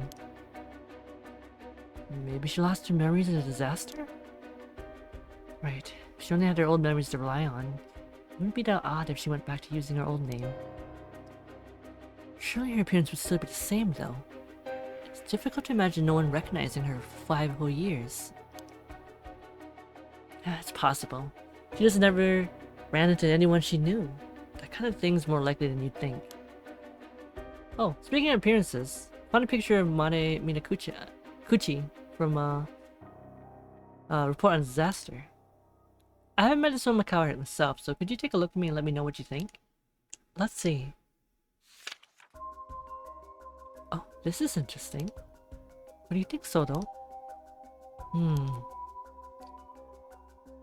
If she'd aged 5 years and grown badly gaunt, I can clearly certainly see how this woman might come to resemble Miss Somikawa. My thoughts exactly. So you agree it's a pretty solid theory? It's certainly worth looking into, yes. But if she really is Mare Minakuchi, there's something else that concerns me. Something else? Oh! Alright, that's exactly what I wanted to talk to you about. So I got all hands on deck to go around asking about that sketch you gave me. And we finally found someone who recognized the victim. Oh, that's great news. The person who recognized him was a housewife in her 20s who lived in Kumano 7 years ago. Apparently the sketch looks like a 19-year-old she knew who left the village to go to the city. So 7 years ago, he was 19, no? Sounds of it, the guy had no relatives to speak of. Left the village with nothing but the clothes on his back. She doesn't know what happened to him after that.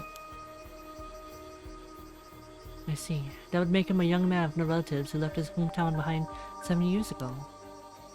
Did we get a name for a mystery man? Sure did. His name was Kipe Ikoma. Kipe Ikoma.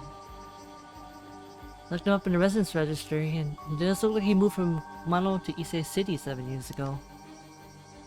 But it seems he doesn't live at the place he put as his address anymore.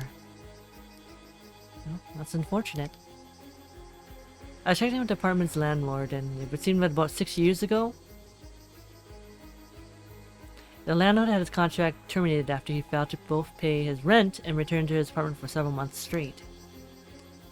The landlord didn't put out a search request or anything, so that's where the trial ends, I'm afraid. If he went missing 6 years ago, I suppose it wouldn't surprise me if those were his remains. We keep looking to Ikoma to see if he was involved in anything that might have led to his murder. Of course, there's always a possibility we got the wrong guy, so we'll keep asking around just in case. Please do. Thanks, detective. Alright, so that...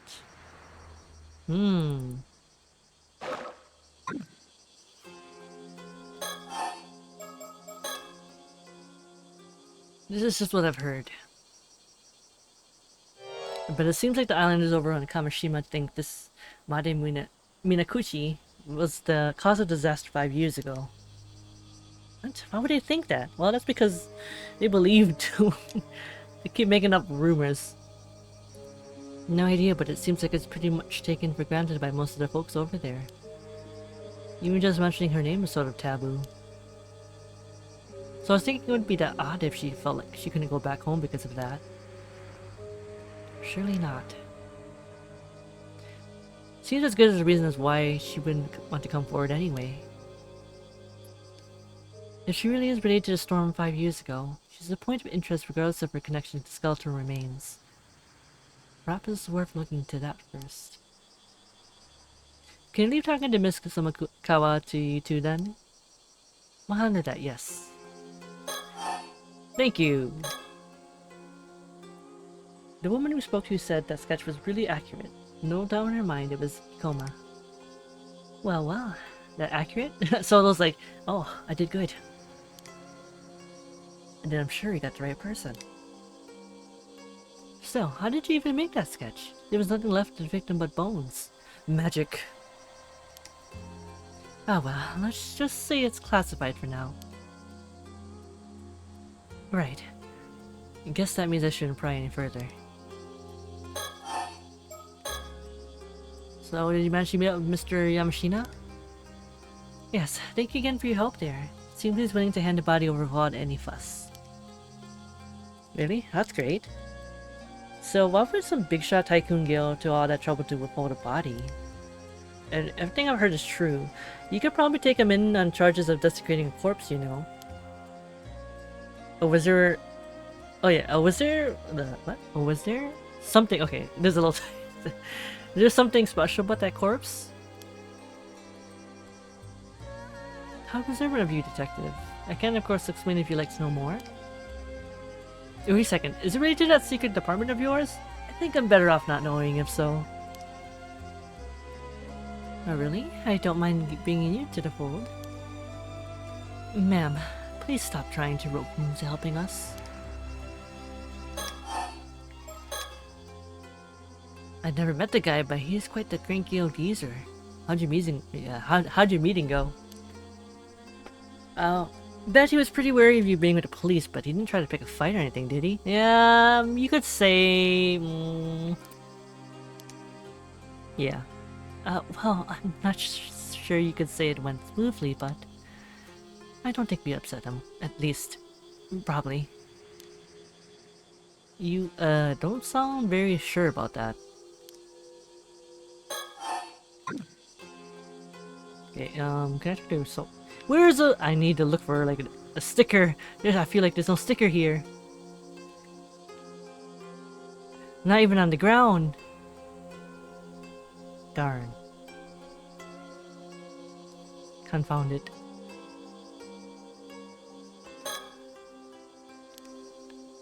Alright, I guess I had to just look at them. Wondering what my suit are you? It's just a cheap old thing. Sorry, I don't have anything more presentable. Okay, looking at the surroundings. Alright, this is one of Issei City's residential districts. Right now the ground is so hot, the air around it seems to be shimmering. Oh boy. Thinking of that, I'm thinking of summer. No.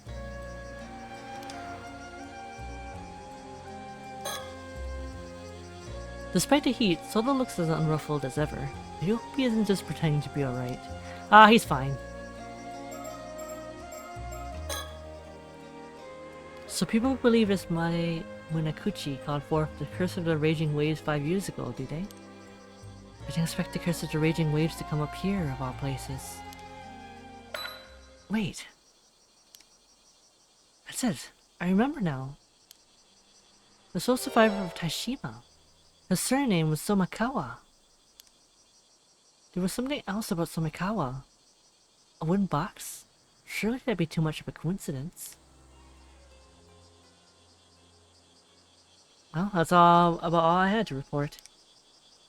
Thank you, Detective. That was very informative. As for our next move, could we ask you to keep looking into Kippei Ikoma for us? Roger that. We'll see if we can find Somikawa again and hear what she has to say. Unfortunately, it looks like our trip to Kamishima will have to wait until tomorrow. So it seems. Oh, you had business on Kamishima too?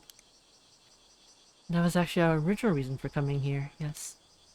But now we've gotten caught up in all this other troublesome business, so it looks like dealing with that will have to come first. And here I was hoping to get this over with as soon as possible so I can get back home to my husband. I see. You sure are devoted to your husband. Oh, very much. Though I do worry as he never eats properly when I'm not around. In any case, please do get in touch if you find anything else of note. Even if it's just something out of the ordinary happening. Anything could be of help. Sure, will do. Though you're kind of making me worried something might actually happen now. I'd certainly prefer it if it didn't. Anyway, I'm counting on you, Detective. Alright, so we got, like, what? Multiple people. Okay, I'm gonna go here and I'm gonna save and then that's it. This is a long segment.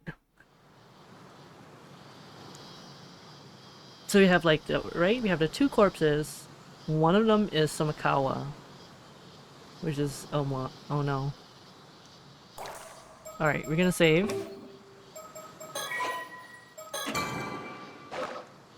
Oh my gosh, it's almost 4 hours.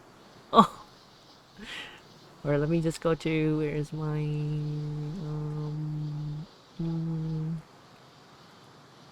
Oh, there we go, okay. Alright. I know it's like starting off a little bit slow. Let me just save again. But... oh, I saved like 3 times. What's one more chapter? No, not like this again. At least we're knowing it more, but if that one lady did die, like his mom, because they're saying one of the mermaid, the corpse is her, so that'd be really sad. Modding 2 days, send help. I'm sorry, sis. I'm sorry. Okay. I appreciate both of all of my mods. Thank you. Yeah, so at least we got like some progress. I feel like later on, like definitely stuff is gonna hit the fan, and that's when things are probably gonna pick up a little bit, but we'll see. Alright, so tomorrow I'll be playing some more Danganronpa with Ione, and I think we are at the class trial, so we're gonna be trying to finish that up soon. Who summoned a Lindo? I summoned you, Lindo. It's okay, the game's juicy. Yeah! It is focused more on the mystery aspect. I mean, the first one, yes, mystery too, but this one is really super delving into mystery. But I'm enjoying it so far. Yeah, so, okay, yeah, so I'll be streaming with Ione tomorrow, and it'll be, yeah, 8 p.m. CST, and then Wednesday will be more Paranormasight, and this one will be with Doc. Doc will be voice acting, helping me, because my voice is like, not like shot, but I can tell, like, when you talk for like about what 4 hours, I was like, oh, maybe a little bit of a break, a tiny bit. Thank you for the stream, sis. Yeah, thank you for being here. Lindo Summer, yeah. I played a little bit of the first part of the first Danganronpa, but that's it so far. I have not. Oh yeah, you haven't been around for a bit, Doc. But I have never played Danganronpa before, or even watched the anime. But I am going through it blind, so I'm going through the first one right now, and I think we're about halfway point, maybe. But it's been pretty interesting so far. My brain is very small though, so I need help on trying to like solve things. Let's see. As always, thank you for the fun stream. It's great seeing everyone. Yeah, thank you so much for being here, Lindo. It was fun. It's great seeing you too. Rock would just be talking about his new mermaid's obsession the entire time. It's gonna be like every other thing. It's like, oh, mention? Mermaid mention? Oh man, I would like to meet a mermaid. We're like, okay. Also, thank you for that pinned message. Oh, I pinned it by mistake. Hey, thank you for the pin message though. It's true though. I heard mermaids again. I know, mermaid mention? Every time we go through.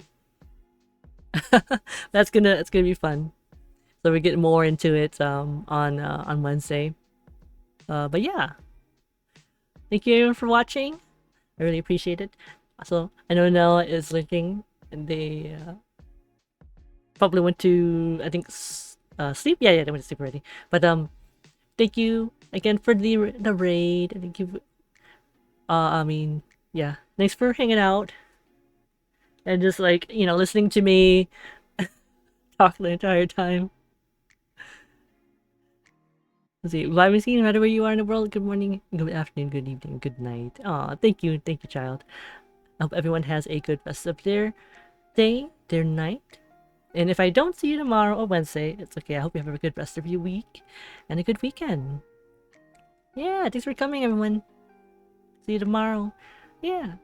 Oh, wait. Let me see. I think I might not raid because my brain is kind of like you know what I mean? My brain is kind of I can't even do the sound. Yeah, but thanks again everyone for watching. Really appreciate it. And I will yeah, I'll see you tomorrow. Alright, take care. Bye-bye. Yep, my brain is glue. Yep, exactly. That's it right now. Same brain cell. Alright, bye-bye.